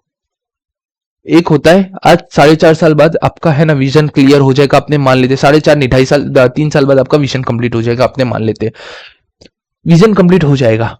उसके बाद नया विजन बनेगा। तो एज अ पर्सन आपका विजन क्या होगा? देखो एज अ पर्सन विजन क्या होना चाहिए? एज अ पर्सन विजन होना चाहिए कि मुझे एक अच्छा इंसान बनना है, ठीक है। बट एक अच्छा इंसान तो आप आज की जनरेशन में क्या बोले, ठीक है। बट एज अ पर्सन आप क्या चाहोगे? मेरा जो फैमिली है ना, वो फैमिली आज जहां पे स्टैंड करता है ना उससे 2 या 3 लेवल ऊपर स्टैंड करे। मतलब कि आज मेरे फैमिली का इनकम 2.5-3 लाख पूरे साल का है, मैं या 4 लाख है 5 लाख है, what ever your family, what is your, मुझे नहीं पता आपकी कंडीशन क्या है। आपका जो भी फैमिली है आज 2.5 लाख 3 लाख है कमा रहा है, ठीक है, या 5 लाख कमा रहा है। आपका क्या बिजनेस होगा कि मैं सीए बनूं तो मुझे है ना मिनिमम 20 से 25 लाख की जॉब चाहिए ताकि मैं वो चीजें प्रोवाइड कर पाऊं अपनी फैमिली को जो मैं आज नहीं प्रोवाइड कर पा रहा हूं। अब इसके लिए ये इनकम इंक्रीज करने के लिए, फैमिली इनकम इंक्रीज करने के लिए आप क्या करोगे? सबसे पहले आपने स्टडी की, स्टडी में भी सबसे पहले आपने 10th क्लियर किया, 12th क्लियर किया, 12th के बाद सीए लिया, ठीक है। 10th लिया, 12th लिया, 12th के बाद सीए लिया। सीए करने के बाद आर्टिकलशिप आपने बिग 4 से की, बिग 4 से आर्टिकलशिप की, सैलरी की। देन आपका बिग 4 से आर्टिकलशिप की, सीए किया, बिग 4 से आर्टिकलशिप की, बाद में आपका सैलरी वाला पोर्शन है, मतलब कि आपने बिग 4 में जॉब की, अपना बिजनेस किया। अपने है ना यहाँ पे बिजनेस लिखते हैं, मुझे बिजनेस अच्छा लगता है इसलिए। आपने एक बिजनेस किया, अगर आपके फैमिली में सब जॉब कर रहे हैं तो अंदर से होती है कि इच्छा कि यार एक स्टेबल बिजनेस होना चाहिए, ठीक है, होती है। तो देखो स्टडी 1 to 9 एक अलग विजन होगा आपका। 10th में मुझे 12th में एक अच्छी स्कूल मिले उसके लिए 90% चाहिए। 12th में एक अच्छा कॉलेज चाहिए, याद रखना एक अच्छा कॉलेज चाहिए। सीए प्लस बीकॉम सब लोग करते हैं, ठीक है। तो बीकॉम एक अच्छी डिग्री है, बट आप कैसे कॉलेज से करते हो उसके ऊपर भी डिपेंड करता है। 12th में आप सोचोगे कि मुझे एक अच्छे कॉलेज में जाना है, अगर आपको सीए करना है 40 to 45% चाहिए सिर्फ 12th कॉमर्स में, ठीक है। बट आप 12th में क्या सोचो मैं एक 90% लेके आऊं तो एक डिसेंट बीकॉम में जा पाऊं, डिसेंट कॉलेज में जा पाऊं, सीए कर पाऊं। सीए में भी आप सोचोगे जो आर्टिकलशिप का यहाँ पे टेन्योर है ना, आर्टिकलशिप है ना, वो मैं बिग 4 से करूं। तो ये बिग 4 आपका विजन है, बिग 4 से मैं आर्टिकलशिप करूं। सीए में कर रहा हूं एक अच्छी जगह से करूं, एक अच्छे इंस्टीट्यूट से करूं, या फिर मैं ये उस बंदे से करूं जिससे मुझे ज्यादा समझ में आ रहा है। ये हर स्टेप, हर सब सिस्टम का विजन है आपका, हर स्टेप का। आपका एक फैमिली इनकम इंक्रीज करने के लिए आपको कितने विजन करने पड़े? 1 2 3 4 5 6 विजन। वैसे ही एक ऑर्गेनाइजेशन को चलाने के लिए मल्टीपल विजन करने पड़ते हैं, ठीक है। अब विजन की हमने ये ऑलवेज याद रखना, आप ये पढ़ो ना, इसके साथ साथ ये वाला सिस्टम भी पढ़ ही लो। यहाँ पे बहुत कुछ लिखा है, मुझे नहीं पढ़वाना है, मैं पढ़वाऊंगा जहां से है ना एग्जाम में क्वेश्चन आता है।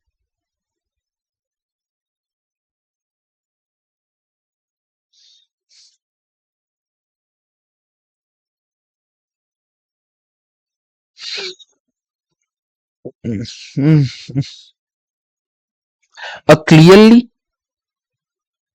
articulated strategic vision, communicating management aspiration to the stakeholder and help steer the energies of the company personal in a common direction। ठीक है, क्या बोल रहे हैं, एक स्ट्रेटेजिक विजन अगर आपका होगा ना, मतलब कि एक सोचा समझा हुआ क्लियरली आर्टिकुलेट, मतलब कि एक बेहतरीन तरीके से डिजाइन किया हुआ स्ट्रेटेजिक विजन होगा ना, वो कम्युनिकेट करेगा मैनेजमेंट की एस्पिरेशन को। मैनेजमेंट क्या करना चाहता है ना, उस विजन को जो हमारे स्टेक होल्डर है उसके साथ क्लियरली कम्युनिकेट करेगा, हेल्प करेगा एनर्जाइज ऑफ कंपनीज पर्सनल, जो भी हमारे एम्प्लॉय, अगर हमारा विजन अच्छा होगा, अगर हमारा विजन अच्छा होगा, मैं यहाँ पे आपको आके मोटिवेटेड बातें करूंगा और डीमोटिवेटेड बातें करूंगा, एक एनर्जी वाली बातें करूंगा, तो जो पर्सनल होगा, जो एम्प्लॉय होगा हमारा, वो भी जिस डायरेक्शन में मैं जाना चाहता हूँ उस डायरेक्शन में जाएगा, मेरे विजन के डायरेक्शन में जाएगा। मैं उसको ऐसा बोलूं कि भाई मेरा काम है ना, मुझे प्रॉफिट चाहिए, कैसा लगा ये, तुम मरो करो मुझे प्रॉफिट चाहिए, तो क्या मेरा और उसका विजन सेम होगा? मेरा और उसका विजन कभी भी सेम नहीं होगा। बट मैं ऐसा बोलूं कि मुझे ऐसा काम करना है कि आगे जाके जो भी मेरा कंपनी का स्टेक होल्डर है, स्टेक होल्डर इंक्लूडिंग एम्प्लॉय होता है, स्टेक होल्डर के अंदर एम्प्लॉय भी आता है, जो भी मेरा स्टेक होल्डर है, एम्प्लॉय है, उसको मैं एक बेटर मैनर में, उसको एक बेटर सर्विस दूं, उसको एक बेटर तरीके से आगे ले जाऊं, मतलब कि प्रमोशन दूं, ये करूं वो करूं, वो सारी बातें करोगे तो क्या तुम्हारा और उसका विजन का डायरेक्शन एक हो जाएगा? यस, एक हो जाएगा। ठीक है, तो यहाँ पे मेजर की है कि जो विजन होता है वो कम्युनिकेट करता है मैनेजमेंट की जो एस्पिरेशन है, स्टेक होल्डर को हेल्प करता है energy of company of a person in a common direction, मतलब कि कंपनी, कंपनी का मैनेजमेंट और कंपनी का एम्प्लॉय तीनों एक ही डायरेक्शन में जा रहे हैं। अगर है ना, अगर कम्युनिकेशन प्रॉपर नहीं होगा ना तो एम्प्लॉय अलग जगह जाएगा, एम्प्लॉय पैसे के मामले में जाएगा। ठीक है, जैसे कि टाटा, टाटा की अभी हालत बहुत खराब है, बहुत ज्यादा ही वो लोग ले ऑफ कर रहे हैं, जिंदगी में कभी नहीं सोचा था टाटा कभी ले ऑफ करेगा। अराउंड अराउंड पिछले 2 साल में 20,000 प्लस लोगों को इन्होंने ले ऑफ कर दिया। ठीक है, बट जब रतन टाटा थे तब की बात करते हैं अपने, जब रतन टाटा थे, ताज अटैक हुआ था, अगर आप स्टोरी सुनो, ट्रू स्टोरी है, जब ताज अटैक हुआ था तब है ना, जो ताज के एम्प्लॉइज थे, ताज के जो भी एम्प्लॉइज थे, उन एम्प्लॉइज ने है ना, वो खुद भाग सकते थे, उन लोगों ने भागने की जगह पे, वहां पे जो लोग थे, वहां पे जो गेस्ट आए थे ना, उनकी सुरक्षा को, उनकी सेफ्टी को उन्होंने नंबर 1 रखा। क्यों रखा? क्योंकि रतन टाटा का जो विजन है ना वो कंप्लीटली अलग था। रतन टाटा सोसाइटी के लिए सारी चीजें करते थे, तो वो सोसाइटी वाली चीजें उन लोगों ने है ना उनके एम्प्लॉइज में भी डाली, और उनके एम्प्लॉइज में भी डाली, जिसकी वजह से है ना वो उस दिन है ना बहुत लोगों की सेफ्टी हुई। ठीक है, पुलिस का सबका अपने रिस्पेक्ट करते हैं, बट जो मैंने स्टोरी सुनी है अपने यूट्यूब पे, वहां पे ऐसा बताते हैं कि जो मैंने वहां का स्टाफ था ना, उन्होंने अपनी सेफ्टी देखने की जगह सबसे पहले उन लोगों ने वहां के गेस्ट की सेफ्टी करवाई थी। ठीक है, तो कैसा आपका विजन है और आपके एम्प्लॉय कैसे जुड़ते हैं आपके साथ, उसके ऊपर पूरा का पूरा डिपेंड करता है। ठीक है, अब एक वो लाइन और एक ये essential of strategic vision, 4 point है, 4 मार्क्स के लिए आ जाएंगे ऊपर। एक ये लिखो, वो भी नहीं लिखना है तो ये तो आपको मिनिमम इतना लिखना पड़ेगा। ठीक है, 1 मार्क्स के लिए डेफिनेशन, 4 मार्क्स के लिए 4 चीजें। गलत है, कुछ गलत नहीं है। सबसे पहले लिखो, forming a strategic vision is exercise in intelligent entrepreneurship. Forming a vision exercise in intelligent entrepreneurship. समझो, विजन आज आके मैं कुछ भी बोल दूं उसको मैं विजन नहीं बोलता हूं। मैं आज बोलता हूं कि मुझे हाई क्वालिटी प्रोवाइड करना है लो कॉस्ट पे, और कल आके मैं करूं कि 10,000 रुपए एक क्लास के ले रहा हूं 3 महीने के, 3 महीने या 4 महीने के क्लास के लिए, 6 महीने की क्लास के लिए एक सब्जेक्ट के मैं 10,000 चार्ज कर रहा हूं, तो क्या वो मेरे विजन से अलाइन कर रहा है? वो मेरे विजन से अलाइन नहीं कर रहा है। मेरा विजन क्या था? मेरा विजन था लो कॉस्ट हाई क्वालिटी, अब मैं हाई क्वालिटी हाई कॉस्ट दे रहा हूं। ठीक है, तो क्या वो मेरे विजन से अलाइन कर रहा है? मेरे विजन से नहीं अलाइन कर रहा है। ठीक है। तो जब भी हम कोई विजन बनाते हैं ना, उसके लिए एक एंटरप्रेन्योरशिप का इंटेलिजेंस चाहिए, एक अलग लेवल का काम चाहिए। देखो यहाँ पे एचडीएफसी का हम यहाँ पे देखते हैं, one of the largest bank in India has clearly defined its vision of being a world class India bank। क्या बोल रहे हैं? मुझे क्या बनना है? एचडीएफसी बैंक बोल रहा है मुझे वर्ल्ड क्लास इंडिया बैंक बनना है। क्या वो कुछ और बोल सकता? यस, वो क्या बोल सकता था? वो बोल सकता था मुझे सबसे ज्यादा प्रॉफिट वाली कंपनी बनना है, बोल सकता था ना। बट उसने क्या बोला? मुझे वर्ल्ड क्लास इंडियन बैंक बनना है। मतलब कि इंडिया में अगर किसी को भी अकाउंट खुलवाना हो ना, एचडीएफसी का नाम पहले लेना चाहिए। वो उसका विजन है। अब ये वर्ल्ड क्लास इंडियन बैंक, वो कुछ और भी बन सकता था ना, टॉप टॉप इंडियन बैंक बनना है, ये बनना है। बट तुम देखो वर्ल्ड क्लास की वजह से है ना, इमेज चेंज हो जाती है। LIC limited,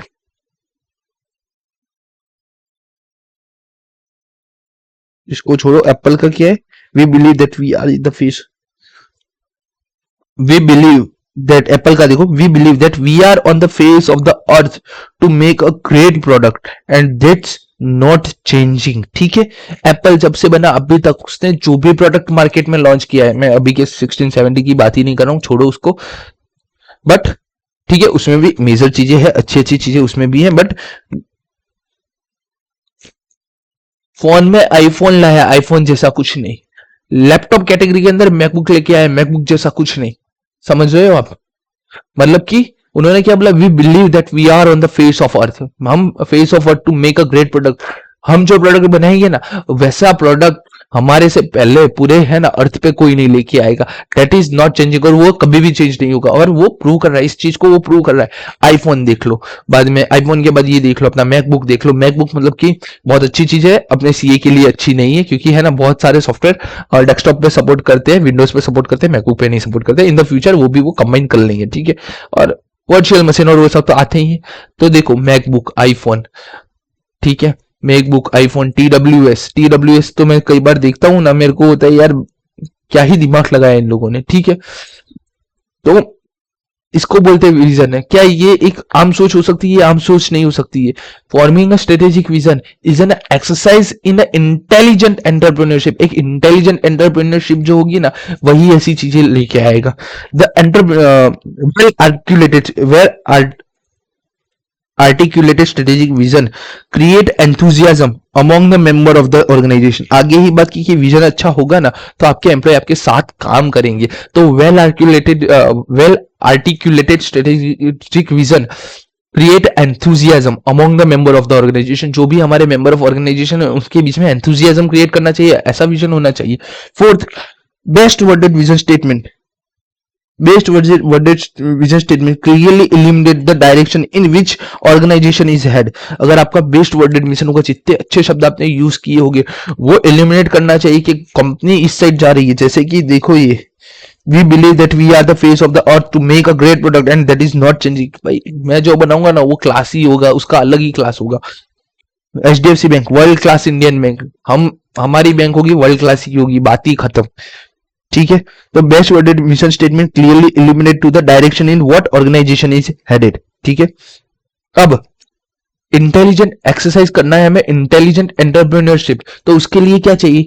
to think creatively about how to prepare a company for the future. आज मैं उठ के कंपनी खोल लूं और कुछ भी बोल दूं तो क्या वो चलेगा? नहीं, मैं जो कंपनी खोलना चाह रहा हूं ना, उसके साथ मुझे पता होना चाहिए मुझे फ्यूचर में क्या करना है। उसके लिए मुझे थिंक क्या करना पड़ेगा? क्रिएटिवली।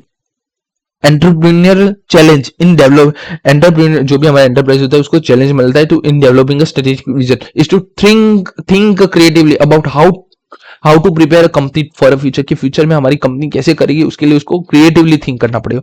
4 पॉइंट एसेंशियल के, 4 पॉइंट याद कर लो, बहुत है। क्या है? To think creatively about the to think creatively about how to prepare the company for a future. ठीक है।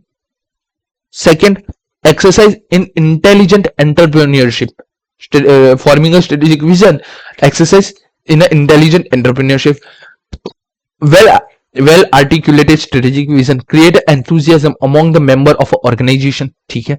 best worded vision statement clearly illuminate that the direction in which organization is headed। ठीक है। अब second हम बात करेंगे mission की। Mission का मतलब क्या है तो समझो। मिशन डिलेंडेंस, अपने डायरेक्ट चालू करते हैं यहाँ से।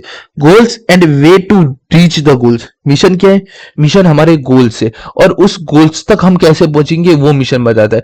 तो mission, it's a it's a goals and way to reach a goal. Explain the reason for the existence of the firm society.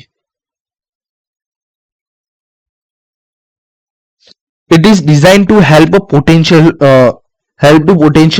shareholder and investor understand the purpose of the firm. ठीक है, vision purpose नहीं बताता है। Vision क्या बताता है? मुझे ये बनना है। मिशन क्या बताता है? भाई मैं ये प्रोडक्ट लेके आ रहा हूँ, मैं ये एक्टिविटी कर रहा हूँ, मेरी ये कैपेबिलिटीज है, मेरा कस्टमर फोकस क्या, ये सब बताता है। मतलब कि विजन मुझे कहां पे जाना है, मुझे प्रीमियम ब्रांड बनना है। विजन विजन मुझे बताता है मुझे प्रीमियम ब्रांड बनना है। मिशन बताता है वो प्रीमियम ब्रांड तुम कैसे बनोगे।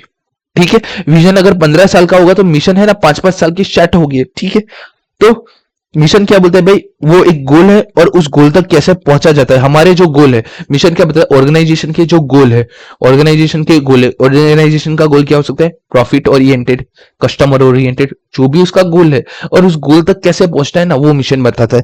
Explain the reason for the existing of the firm in the society. Society में ये फर्म क्या काम करेगी ना, उसका एक्सिस्टेंस बताता है मिशन। हेल्प करता है पोटेंशियल शेयर होल्डर और इन्वेस्टर को। कोई कंपनी बोल रहा है मैं प्रीमियम ब्रांड हूं, तो क्या आप मान लोगे? नहीं। आप क्या बोलोगे? भाई तू प्रोडक्ट कौन सा बेच रहा है, किस कस्टमर को तू बेच रहा है, मुझे वो तो बता दे। ठीक है, मुझे वो तो बता दे। तो help potential share holder and investor, help करता है पोटेंशियल शेयर होल्डर और इन्वेस्टर को understand of purpose of firm, कि हमारी फर्म का पर्पस क्या है। ठीक है, इट डिफाइंस द, ये डिफाइन क्या करता है? Present capabilities. भाई फर्म की प्रेजेंट कैपेबिलिटी क्या है, एक्टिविटी क्या है, कौन सा कस्टमर को फोकस कर रहा है, और सोसाइटी में रोल क्या है। ठीक है, 3-4 चीजें।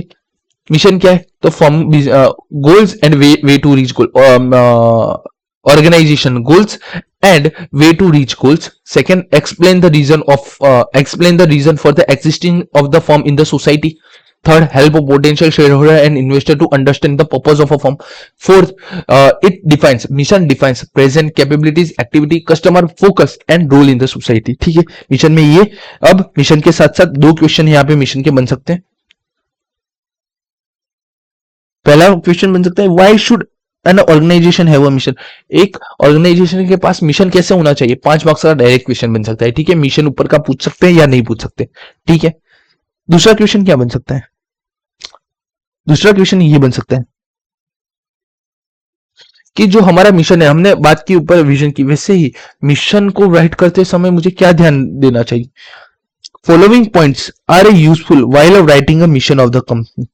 कि जब भी आप मिशन आप बनाओ ना अपना, आप मिशन के बारे में लिखो कि मुझे ये करना है वो करना है, उससे पहले ये जो 3 पॉइंट है ना उसको ध्यान में रख दो। ठीक है, तो सबसे पहला, एक विजन क्यों होना चाहिए, एक कंपनी के अंदर विजन क्यों होना चाहिए। तो सबसे पहले purpose within the organization. Organization को है ना अपना पर्पस मिलता है कि ऑर्गेनाइजेशन को इस साल क्या करना है, अगले साल क्या करना है। बाद में अलोकेटिंग ऑर्गेनाइजेशनल रिसोर्सेस, जो भी ऑर्गेनाइजेशन के रिसोर्स है वो मिशन बताएगा कैसे अलोकेट करना है।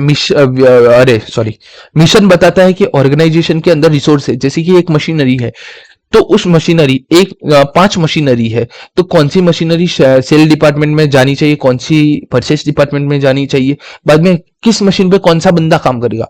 तो जो भी हमारा ऑर्गेनाइजेशन का रिसोर्स है, जैसे कि ऑर्गेनाइजेशन रिसोर्स के अंदर सबसे मेन रिसोर्स में बात कर लूँ ना, मनी।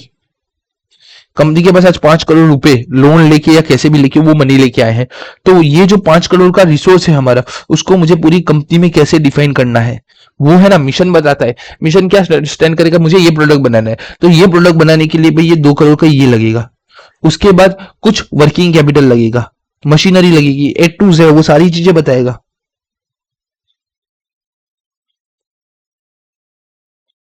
ठीक है, तो अलोकेटिंग द रिसोर्सेस, जो भी हमारा रिसोर्सेस है ना वो ऑर्गेनाइजेशन में कैसे अलोकेट करना है वो बताएगा।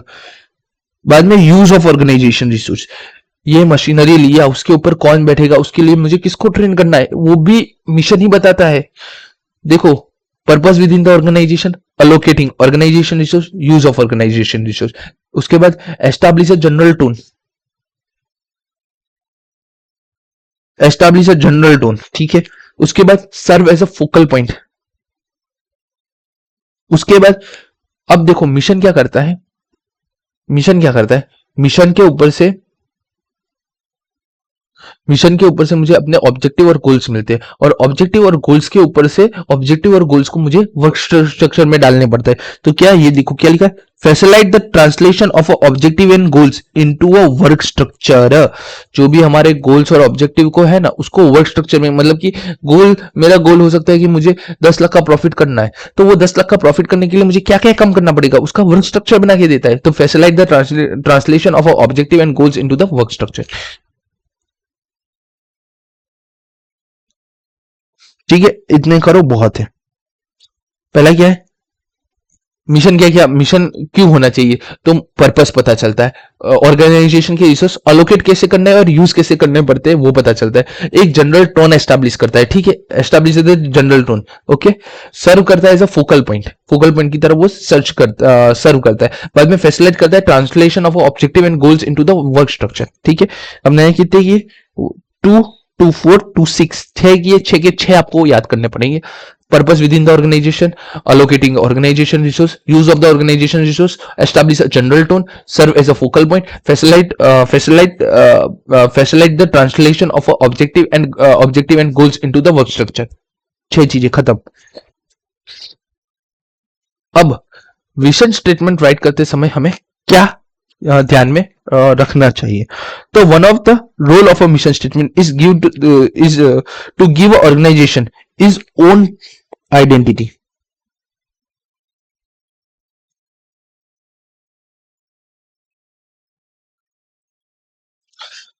मिशन अगर होगा ना किसी कंपनी का मिशन, वो क्या बताता है कि ये इसकी स्पेशल आइडेंटिटी, इस ही मार्केट को वो टारगेट करता है, इस बिजनेस के अंदर काम करता है और पाथ फॉर डेवलपमेंट, और इस बिजनेस के अंदर इतना डेवलपमेंट कर सकता है। तो organization its own special identity, business ambition and path development. देखो एचडीएफसी बैंक यहाँ पे फिर से दिया है, HDFC Bank has a two-folded mission. First, preferred a provider of a banking service for a target a retail and wholesale customer segment.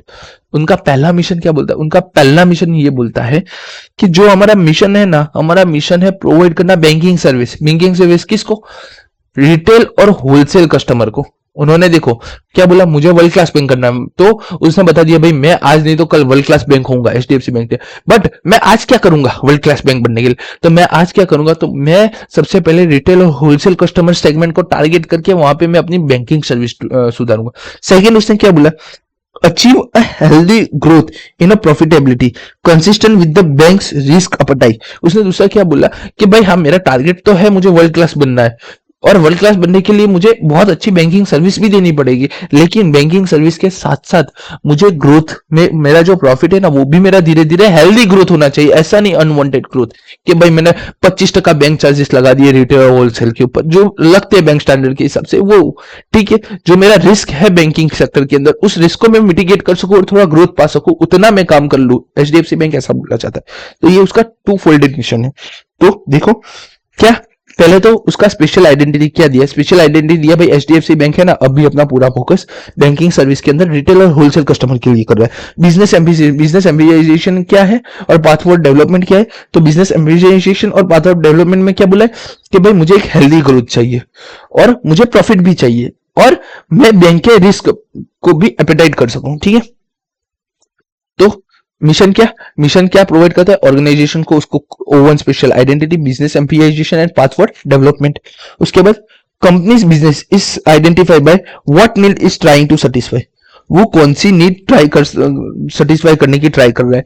तो भाई मैं बैंकिंग सर्विस देना चाहता हूं, किसको देना चाहता हूं, होलसेल एंड रिटेल कस्टमर को बेटर बैंकिंग सर्विस देना चाहता हूं। तो किसको वो सेटिस्फाई करना चाह रहा है, वो होलसेल और रिटेल को, मतलब कि a company's business is defined by what need it is trying to satisfy, वो किसकी नीड को सेटिस्फाई करने का ट्राई करना है, विच कस्टमर ग्रुप टारगेट। तो एचडीएफसी में यहां पे आएगा बेटर बैंक सर्विस, ये नीड है होलसेल और रिटेल की, बेटर बैंक सर्विस चाहिए। कौन सा customer group, retail and wholesale. ठीक है, it is targeting and technology and competency use, मतलब इतना भी याद रखो बहुत है। Need it is trying to satisfy and which customer group. Good mission statement are unique to the organisation, कोई स्टेटमेंट, विजन स्टेटमेंट होता है ना, वो यूनिक होगा organization to organization for which they are develop, ठीक है, यूनिक ही होता है। देखो एक मिशन स्टेटमेंट कभी भी किसी का कॉपी नहीं हो सकता है। विजन मेरा भी है, मेरे को फैमिली इनकम इंक्रीज करना है, आपका भी वही हो सकता है, बट मेरा मेरा तरीका अलग है। मैं टीचिंग प्रोफेशन में हूँ, आप बिजनेस प्रोफेशन में जाओगे, हो सकता है कोई और टीचिंग प्रोफेशन में है, मैं एफएमएसएम पढ़ा रहा हूँ, ऑडिट पढ़ा रहा हूँ, वो अकाउंट्स लॉ पढ़ा है, तो हमारा क्या यूनिक हो सकता है? यस यूनिक हो सकता है। तो एक अच्छा मिशन स्टेटमेंट यूनिक होता है ऑर्गेनाइजेशन के लिए, फॉर विच दे डेवलप, जिसके ऊपर मैंने डेवलप किया पूरा का पूरा अपना बिजनेस, ठीक है।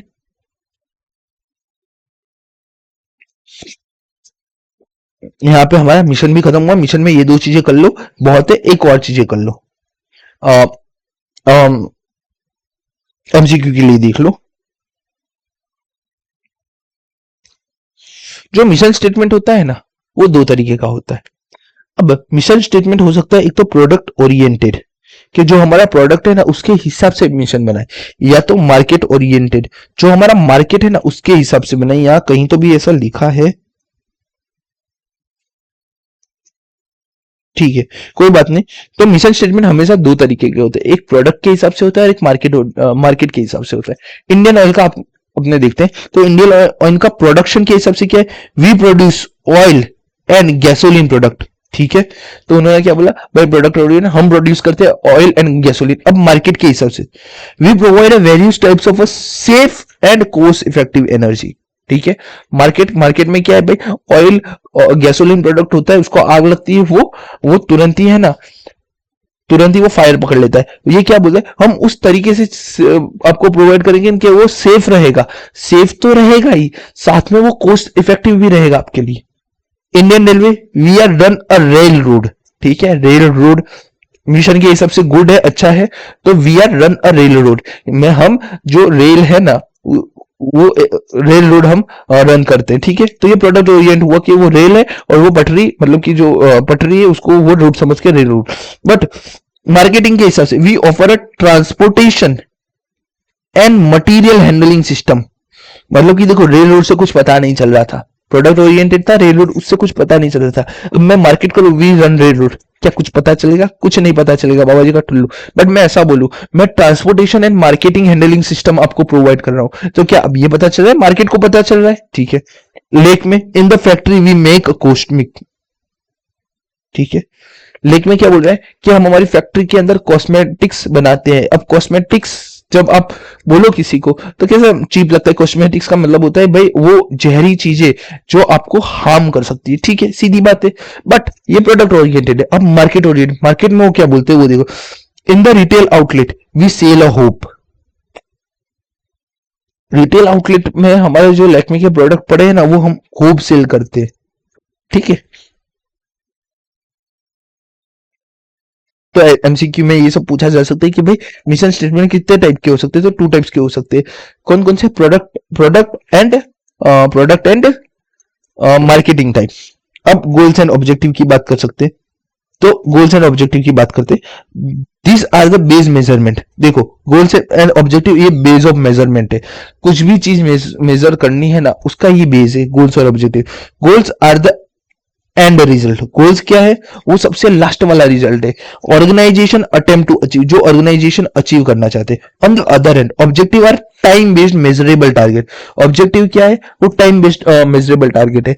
गोल क्या बोल रहा है, मुझे सक्सेसफुल होना है, ऑब्जेक्टिव क्या बताएगा, मुझे 2 साल में सक्सेसफुल होना है, मुझे 3 साल में सक्सेसफुल होना है, ठीक है।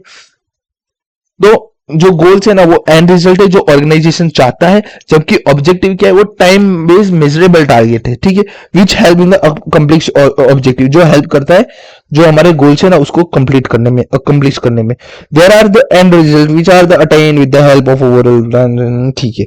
The vision, mission, business definition, vision, देखो इतना बहुत है। वहां से मेजर चीजें हम यहाँ में है ना, गोल्स और ऑब्जेक्टिव में हम यहाँ से करेंगे, यहाँ पे अच्छे से दिया है और डिटेल में दिया है। सबसे पहले business organization translate their vision and mission into goals and objective. आगे बढ़ा था, मिशन के अंदर लिखा था मिशन हमें क्यों चाहिए, तो मिशन हमें इसलिए चाहिए वो ट्रांसलेट करता है गोल्स एंड ऑब्जेक्टिव को वर्क स्ट्रक्चर में। अब यहाँ पे पढ़ो, business organization translate their vision and mission into a goals and objective.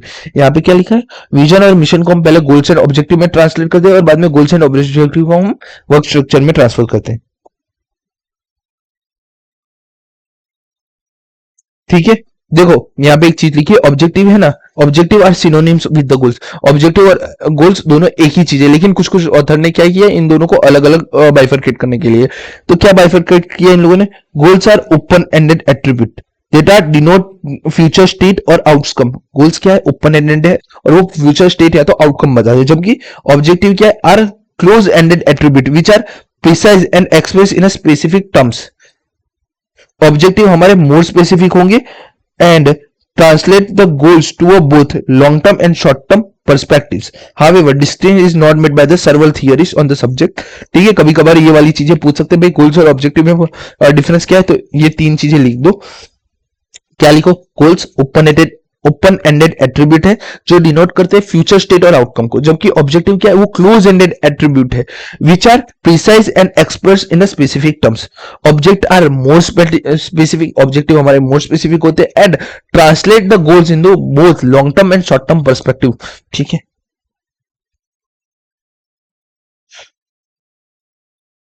Objective is an unending process to the organisation.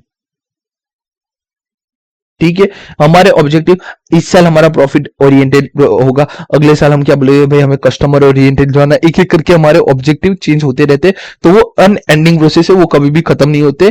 जैसे जैसे आपकी कंपनी बढ़ेगी वैसे वैसे आपके गोल्स एंड ऑब्जेक्टिव भी बढ़ेंगे। ठीक है, नहीं, ठीक है, सीधा अपने बात करते हैं कैरेक्टरिस्टिक्स। किसके, ऑब्जेक्टिव के कैरेक्टरिस्टिक्स क्या है। तो ऑब्जेक्टिव के कैरेक्टरिस्टिक्स ये अपने है ना लास्ट टाइम जेन 26 में आ चुका है। ठीक है, बट अपने एक बार फटाफट पढ़ लेते, जेन 26 में आ चुका है।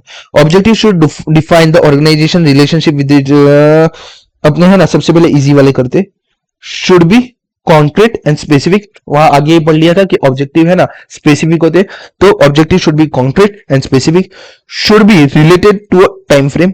ठीक है, जो हमारे ऑब्जेक्टिव है ना वो टाइम फ्रेम के अंदर अंदर होते। Objective should B measurable and controllable, objective हमारे मेजरेबल होने चाहिए, कंट्रोलेबल होने चाहिए। Should be challenging, objective challenging होते हैं।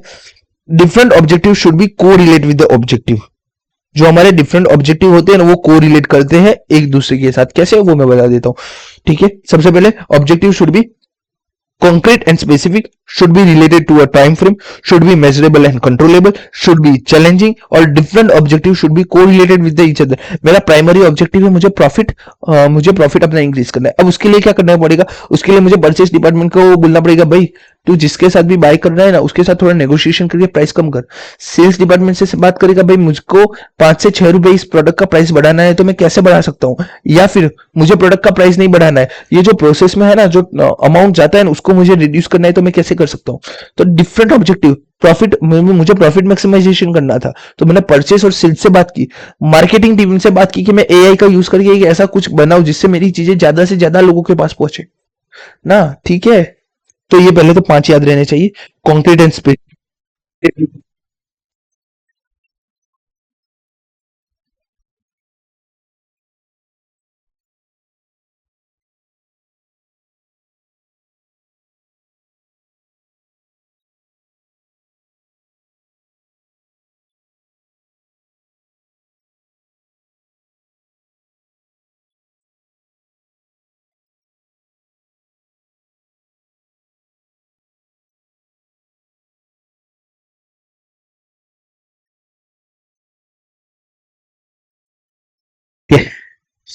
तो should be facilitate toward the achievement of a purpose, तो जो भी हमारे ऑब्जेक्टिव है उसका प्राइमरी काम क्या होना चाहिए, जो भी हमारा मिशन और पर्पस है ना वो अचीव करने के लिए होने चाहिए।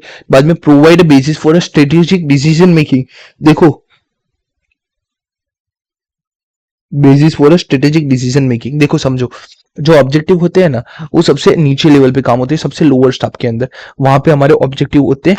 तो अब वहां से अगर कोई चीजें आ रही है तो उसको अगर हम कंसीडर करेंगे तो जो हमारे डिसीजन मेकिंग होगा ना वो इफेक्टिव होगा, वो बढ़ेगा। ठीक है, provide basis for a strategic decision making, देखो मैं कस्टमर रिव्यू ले रहा हूँ, मैंने क्या बोला, मेरा ऑब्जेक्टिव है मुझे कस्टमर सेंट्रिक जाना है। अब कस्टमर सेंट्रिक जाना है तो मैं क्या करूंगा, कस्टमर से रिव्यू लूंगा। अब जब मैं कस्टमर से रिव्यू लूंगा तो वो बताएगा प्रोडक्ट में ये खामी है, ये सुधारा हो सकता है, ये हो सकता है, तो ये चेंजेस हो सकते हैं, तो क्या मैं उसको अपने डिसीजन मेकिंग के अंदर ऐड कर सकता हूँ? यस। तो objective should provide the basis for strategic decision making, standard for performance appraisal. ठीक है, तो इतने कर लो बहुत है। ठीक है, इतने कर लो बहुत है। ऑब्जेक्टिव कौन कौन से ऑब्जेक्टिव है, तो पहले ये करो, should be concrete and specific, should be related to time frame, should be measurable and controllable, should be challenging. Different objective with a code, different objectives should correlate with each other. बाद में facilitate toward achievement of a mission and the purpose, basic for a standard strategic decision making, standard for performance appraisal. कितने हुए, 3 3 6 2 8। ठीक है, 5 marks का question आएगा, 4 to 4.5 तो आ ही जाएंगे। अगर लिखने में कुछ भी गलती की तो 3 चले जाओगे सीधे। ठीक है, बाकी के दो आपको देखना हो तो देख लेना। ठीक है, लॉन्ग टर्म ऑब्जेक्टिव क्या है, तो देखो इसके लिए है ना P3 2 E square computer. Okay, ठीक है, कंप्यूटर को हम सीटी बोलते थे बचपन में, सीटी कंप्यूटर। ठीक है, तो P3 E square CT. Long term objective 3 जगहों पे पढ़े। P3 मतलब कि profitability, productivity, public relationship. E square employ development, employ relationship. CT computer, competitive position and technology leadership. देखो पहला पी प्रॉफिटेबिलिटी, दूसरा पी प्रोडक्टिविटी, तीसरा पी पब्लिक रिस्पॉन्सिबिलिटी, बाद में E square employ development, employ relationship, बाद में कंप्यूटर का C competitive position and technology leadership. सीधा आएगा 3 मार्क्स के लिए। तो ये 6 3 2 5 2 3 2 5 2 7 सातों के साथ लिखने पड़ेंगे तभी 3 मार्क्स मिलेंगे। ठीक है, बात कर लेते हैं वैल्यूज की। वैल्यूज अभी तक एक भी बार पूछा गया नहीं है। तो रतन टाटा कहते हैं, रतन टाटा क्या कहते हैं कि business as I have seen it place a one great demand on you. It needs you to self-impose a framework of ethics, values, fairness and objectivity on yourself at all time. क्या बोलना चाहते हैं रतन टाटा? अगर मैं कुछ सीधी सीधी बात बताऊं कि अगर आपको चाहिए कि आपका एम्प्लॉय एथिकेबल हो, वैल्यूज हो, वो फेयरनेस से काम करे, वो ऑब्जेक्टिवली काम करे, वो आपकी कंपनी के लिए काम करे, वो कस्टमर सेंट्रिक अप्रोच अपनाए, तो आपको क्या करना पड़ेगा? सबसे पहले वो सारी चीजें आपके अंदर होनी चाहिए। अगर आपके अंदर ही नहीं है तो आप किसी और से एक्सपेक्ट क्यों कर रहे हो? तो बिजनेस ऐसा ही हैव सीन इट, जो भी मैंने बिजनेस देखे, it place a one great demand on you, वो आपके ऊपर डिमांड रखते हैं। आज मैं टाटा के प्रोडक्ट यूज करता हूं, मैं टाटा का फैन हूं, मैं टाटा के प्रोडक्ट यूज करता हूं, तो क्या टाटा के एथिक्स और वैल्यूज मेरे अंदर होने चाहिए? यस, वो होने चाहिए। वो सेल्फ इंपोज होता है। कई बार है ना, कई बार क्या होता है पता है, आपको पता नहीं होता है, बट आप जिस चीज से लगाव रखते हो ना, वो चीज आपके अंदर ऑटोमेटिकली डेवलप हो जाती है। अगर आप रतन टाटा जी के प्रोडक्ट से प्रेम करते हो, प्रोडक्ट की आप देखते हो कि भाई यार वो सर्विस अच्छी दे रहा है, वो अच्छा दे रहा है। ठीक है, आरसीबी फैंस, उनकी वैल्यूज देखो, आज तक चेंज नहीं हुई है। ठीक है, आरसीबी बेंच एथिकल है, वो एथिक्स है उनके अंदर कि मैं आरसीबी के ही प्रति प्रेम करूंगा। उनके वैल्यूज, उनकी फेयरनेस, उनकी ऑब्जेक्टिविटी, कोई भी टीम जीते, आरसीबी हार रही है तो भी मैं आरसीबी का ही सपोर्ट करूंगा। तो वो उनके इम्पोज है। ठीक है, देखो यहाँ पे एग्जांपल दिए, integrity, trust, accountability, humanity, innovation, diversity. ठीक है, ये हमारे वैल्यूज के एग्जांपल है। But why values are so important? Value क्यों इंपॉर्टेंट रखती है? A company's value set the tone for how the people think and behave. Company का अगर मैं किसी से बुरी तरीके से बात करूंगा तो वो भी बंदा मेरे से बुरी तरीके से बात करेगा, अगर मैं अच्छे से बात करूंगा तो वो भी मेरे से अच्छे से बात करेगा। तो क्या बोले, कंपनी का जो value set the tone of for how the people think and behave. People think और बिहेव आपके प्रति कैसे करेंगे? जैसा आपने अपना वैल्यू सेट किया होगा। इससे play in situation of dilemma, अगर मैं गुस्से में हूं और मैं कैसे भी बात कर रहा हूँ, गाली दे रहा हूँ, गाली दे रहा हूँ, आपको पसंद आएगा? नहीं पसंद आएगा। तो ठीक है, अगर रतन टाटा कोई स्टेटमेंट दे रहे हैं, आज नरेंद्र मोदी, ठीक है, आज नरेंद्र मोदी को स्टेटमेंट दे रहे हैं तो उसका इंपैक्ट हर बंदे पे होगा। ठीक है, आज वॉर का सिचुएशन चल रहा है और वो है ना आके कुछ भी बोले, बिना सोचे वो बोले कि है ना कि वर्ल्ड वॉर होगा और इंडिया का पता नहीं, इंडिया पार्टिसिपेट कर रहा है, बाद में दूसरे दिन आके बोल रहे हम पार्टिसिपेट कर रहे हैं, आज आके बोल रहे ऑयल के क्राइसिस नहीं है, कल आके बोल रहे ऑयल के क्राइसिस बहुत है।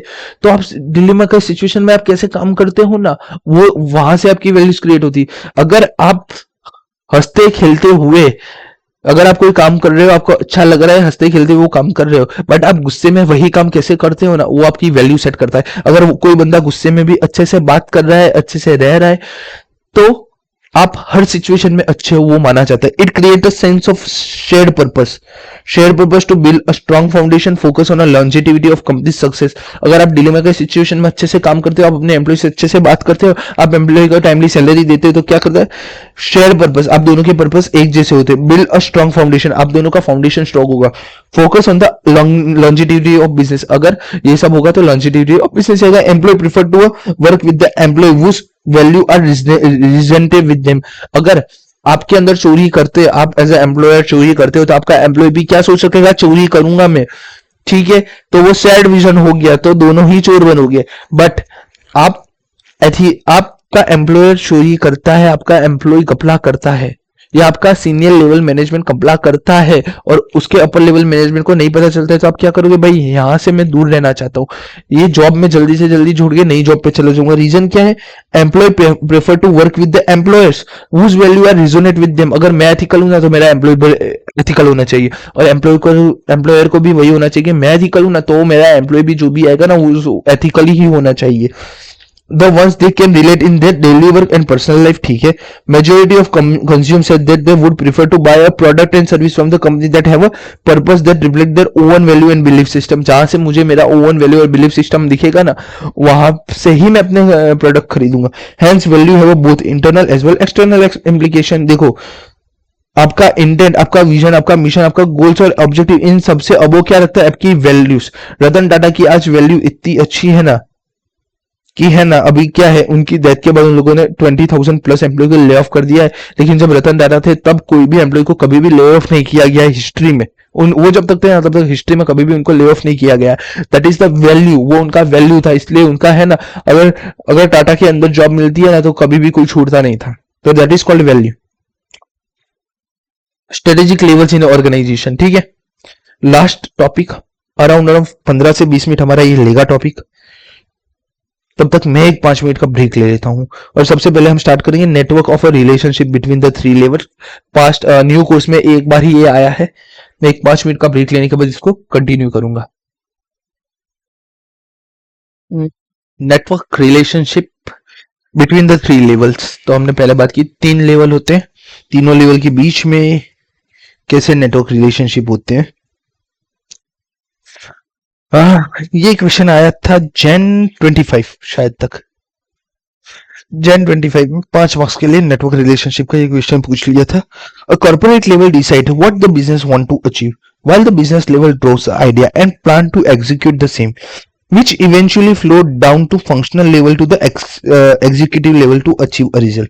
But there are multiple way in which all the three levels of a management are interlinked, and interestingly, it depends on the organization as a whole to decide what kind of network relationship suits their culture and aspiration। ठीक है, 3 level है। कौन से 3 level है हमारा, corporate, business, functional level, ठीक है। यहाँ पे क्या गाथा लिखी है वो बता रहा हूं कि जनरली क्या होता है, कॉर्पोरेट बिजनेस को आइडिया देता है और बिजनेस अपना काम फंक्शन से करवाता है, ये चीज होती है। तो corporate level decide what business want to achieve,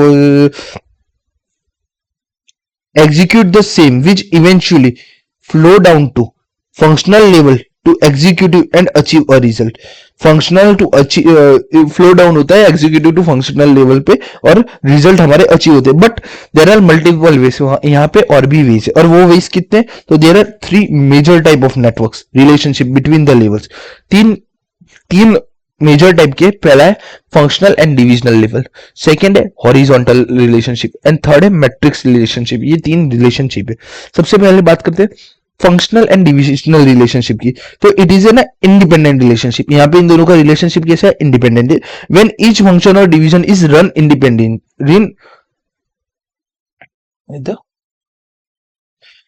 सबसे पहला ये इंडिपेंडेंट रिलेशनशिप है, फंक्शनल और डिविजनल रिलेशनशिप यहाँ पे इंडिपेंडेंट है। यहाँ पे ईच फंक्शन और डिवीजन जो है ना रन होता है independently, headed by the functional और डिवीजन हेड, ठीक है। Who is the business level manager, जो है ना बिजनेस लेवल के मैनेजर होते, रिपोर्टिंग डायरेक्टली, ये रिपोर्ट करते directly to the business head, ठीक है। दोनों में अपना बिजनेस लेवल मैनेजर होता है और ये दोनों है डायरेक्टली रिपोर्ट करते हैं बिजनेस हेड को। Who is the level manager, who is the business level manager, जिसे हम बिजनेस लेवल का मैनेजर बोलते हैं, ठीक है। क्या लिखा है, ये दोनों इंडिपेंडेंटली रन होते हैं। जब बिजनेस लेवल मैनेजर होता है ना, वो रिपोर्ट करता है direct to the business head, और जो बिजनेस हेड होता है उसको हम बोलते हैं बिजनेस लेवल मैनेजर। मतलब कि फंक्शनल और डिविजनल हेड मैनेजर को हम क्या बोलेंगे, बिजनेस लेवल मैनेजर। अच्छा, यहाँ पे दोनों है ही है ना बिजनेस लेवल मैनेजमेंट होते, ठीक है। क्या बोला, इंडिपेंडेंट रिलेशनशिप है, ये रन होते हैं independently headed by the functional और डिविजनल लेवल। रिपोर्ट क्या होता है, directly to the business head को। यहाँ पे रिपोर्ट डायरेक्ट जाता है बिजनेस हेड को, इसको हटा दो। फंक्शनल में भी लाइक अ फाइनेंस, यहाँ पे फंक्शनल कौन कौन से हो सकते हैं, फाइनेंस, ह्यूमन रिसोर्स और मार्केटिंग। और डिविजनल कौन से हो सकते हैं, डिवीजन हो सकते हैं, may be depend on the product, like toy manufacturing, kids toy, teenager boys, etc, ठीक है। तो ठीक है, फंक्शनल लेवल में तीन चीजें याद रखो, इंडिपेंडेंट रिलेशनशिप है, रन होते हैं इंडिपेंडेंटली, रिपोर्टिंग होती है directly to business head. Functional में क्या होता है, तो HR, marketing, finance. And fifth division के अंदर होता है प्रोडक्ट पे के ऊपर से toys manufacturing, kids toy, teenager toy, ETC. Horizontal relationship, that all position from top management to the staff level employ, ठीक है। यहाँ पे क्या होता है, top management to the staff level employ are in the same hierarchy position. Horizontal का मतलब क्या होता है, हॉरिजॉन्टल इसे बोलते हैं, ठीक है। ये हॉरिजॉन्टल होता है, तो हॉरिजॉन्टल में यहाँ पे हमारा टॉप लेवल से लेके स्टाफ लेवल सेम लाइन में ही होंगे, ठीक है। तो top management to the staff level employ are in the same hierarchy position, यहाँ टॉप और स्टाफ दोनों सेम हायरार्की में है। It is a flat structure, ये फ्लैट स्ट्रक्चर है, देखो फ्लैट स्ट्रक्चर ही है, सीधी बात है। Flat structure where everyone is consider at the same level, यहाँ पे हर किसी को है ना कंसीडर किया जाता है एट द सेम लेवल। देख लो, टॉप भी यहाँ पे, स्टाफ भी यहाँ पे, ठीक है। This lead to openness and transparency in the work, ये हमें ओपननेस एंड ट्रांसपेरेंसी देता है in the work culture. Focus more idea sharing, यहाँ पे क्या है, आइडिया शेयरिंग जहां पे ज्यादा होता है वहां पे ये चीज होती है, ठीक है। कि स्टाफ लेवल को कोई आइडिया आया, वो टॉप लेवल को डायरेक्टली बोल सकता है, बीच में कोई है ही नहीं। Focus more on the idea sharing and innovation. This type of relationship between a level is more suitable for a startup, ये सुटेबल कहां पे, suitable for a startup where need the share idea to with the speed of more desirable, ठीक है। Horizontal relationship किसके लिए suitable है, this is the more suitable for the startup. अब यहाँ पे क्या होता है, top management to staff employees are in the same hierarchy. Flat structure है, consider everyone consider at the same level, openness and transparency in the work culture, focus on the more idea sharing, ठीक है। अब matrix level structure, तो matrix level structure क्या होता है, एक grid like structure होता है, ठीक है। ग्रिड लाइक स्ट्रक्चर होता है, यहाँ पे teams form with the people from a various department that are built for a temporary task for the project, ठीक है। क्या होता है, ग्रिड लाइक स्ट्रक्चर होता है। इसमें क्या होता है कि मुझे एक नया प्रोजेक्ट आया है, अब उस प्रोजेक्ट को लीड करना है, तो मैं क्या करूंगा, हर डिपार्टमेंट का एक पर्सन उठा के यहाँ पे लेके आ जाऊंगा। तो teams form with the people from a various department that are build for a temporary task project. Relationship helps manager huge conglomerate with the ease where the nearly impossible to track a work. क्या करता है, helps करता है manage huge conglomerates with the ease, जहां पे nearly impossible था track करना work को, ठीक है। जब ऐसी टीम आप इकट्ठा करते हो ना, तो क्या है, आप देखो एक प्रोजेक्ट आया, पर उस डिपार्टमेंट में गया, वहां से दूसरे डिपार्टमेंट में गया, तीसरे डिपार्टमेंट में गया, तो ट्रैक करना इम्पॉसिबल है। बट जब आप करते हो, अलग अलग डिपार्टमेंट के पर्सन को लाके एक जगह लाके बोल देते हो तुम सबको अभी इसी प्रोजेक्ट पे काम करना, तो ट्रैक करना, एक ह्यूज मैनेज करना कॉन्ग्लोमेरेट को, वो ईज हो गया, वो इजी हो गया, और जहां पे इम्पॉसिबल था ट्रैक करना वर्क को, वो भी पॉसिबल हो गया। तो हेल्प करता है manage a huge conglomerate with the ease and nearly impossible to track and manage every single team independently. हम एवरी सिंगल टीममेट को इंडिपेंडेंटली मैनेज कर सकते हैं। In matrix relationship there are more than one business level manager for each function level, it is a complex for a smaller organization. Complex है smaller organization के लिए, extreme है useful है for a larger organisation के लिए। इतना case study बन सकता है भाई, ये 5वें 5th चैप्टर में ये डिटेल में दिया है, केस स्टडी बन सकता है। ठीक है, तो चैप्टर यहाँ पे खत्म नहीं होता है। अब हमारा मेजर चीज बाकी रह चुका है। अब इस मेजर चीज को हम कैसे कवर करेंगे, एक मिनट हो।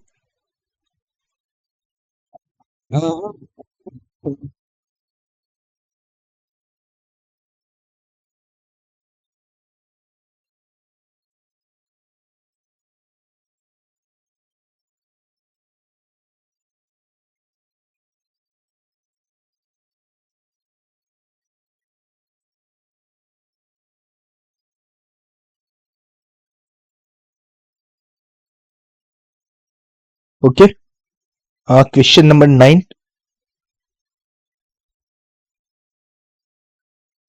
Question number 10,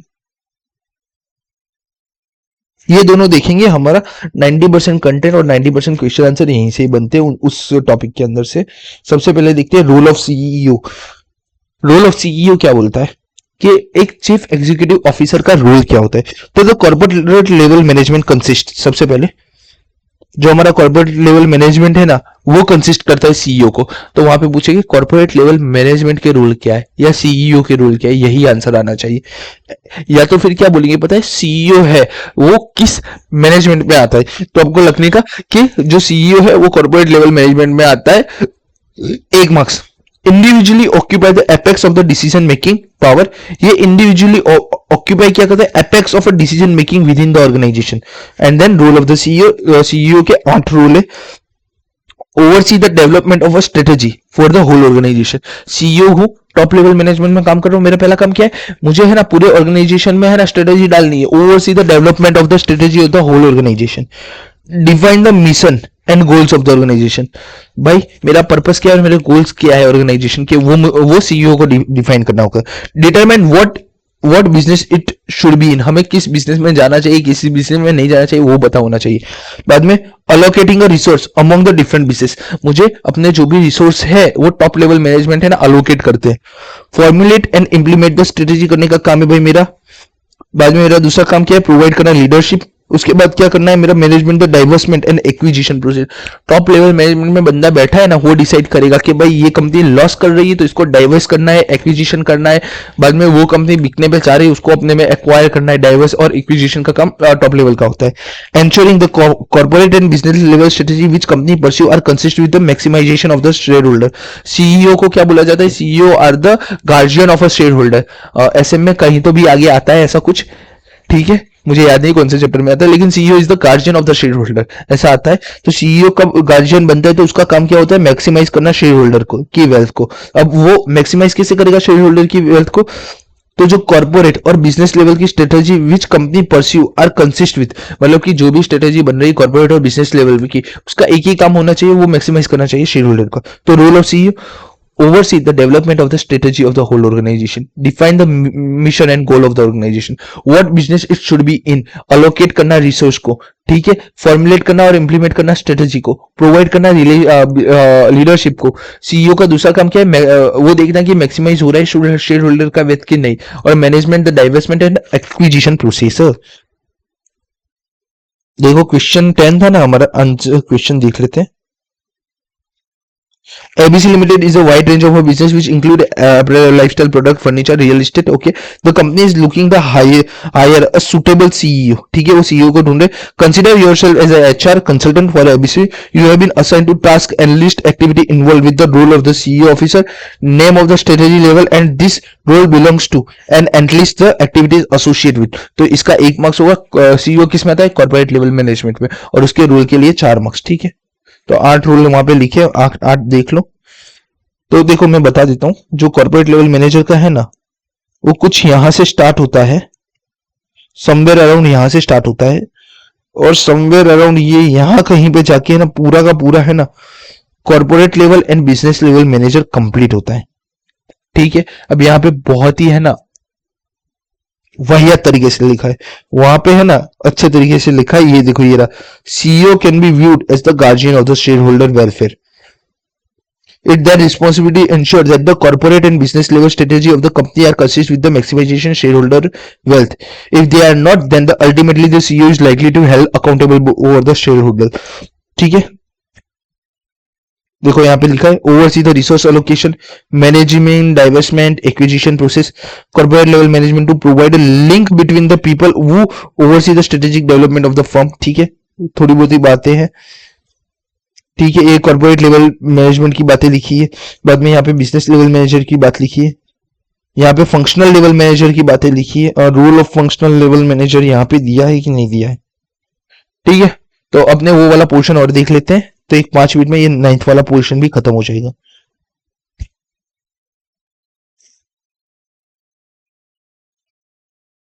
functional level management provide most of the information that make it possible for a business. तो देखो फंक्शनल मैनेजर है ना, वो प्रोवाइड करता है most of the information that make it possible for a business and corporate level management to formulate realistic and attendance strategy. देखो जो functional level होता है ना, वो डायरेक्ट कनेक्ट होता है कस्टमर से, तो कस्टमर के रिव्यू अगर वो बिजनेस और कॉर्पोरेट लेवल मैनेजर को बताएगा तो क्या होगा, इससे फॉर्मुलेट क्या होगा, realistic and attainable strategy. There is so because functional manager like a धर्माशी are closer to the customer. देखो यहाँ पे लिखो closer to the customer and operation that typically general manager is. A functional manager may generate important idea and subsequent may become a major strategy for the company। वो functional level manager ऐसे idea generate करता है जो बाद में है ना company की है ना मेजर स्ट्रेटेजी बन जाती है। Important for a general manager to listen closely to idea of the functional manager and the involve them to decision making. इसलिए जो जनरल मैनेजर होता है ना, उसको फंक्शनल मैनेजर को सुनना चाहिए और उसका जो भी डिसीजन मेकिंग है उसके ऊपर से बनाना चाहिए। Equally great responsibility for a manager at the operational level is a strategy implementation execution of a corporate and business। उनका काम क्या है, एग्जीक्यूशन करना corporate and business level plan को, and if they are involved in a formulation the clarity of the thought while implementation can be benefit। ठीक है, तो ये 2-3 चीजें लिखोगे फंक्शनल लेवल मैनेजमेंट में, 5 में से 4 4.5 आ जाएंगे। ठीक है, इतना ही है। तो इसी के साथ हमारा चैप्टर नंबर 1 यहाँ पे अब खत्म होता है। ठीक है, अब मिलते हैं चैप्टर 2, अब जब भी हम 2 या 3 दिन में अपलोड कर देंगे। ठीक है, 1 hour 45 minutes. Like share subscribe करना मत भूलना। ठीक है, अच्छा लगे तो कमेंट करना कि भाई अच्छी रिकॉर्डिंग हम कर रहे हैं। ठीक है।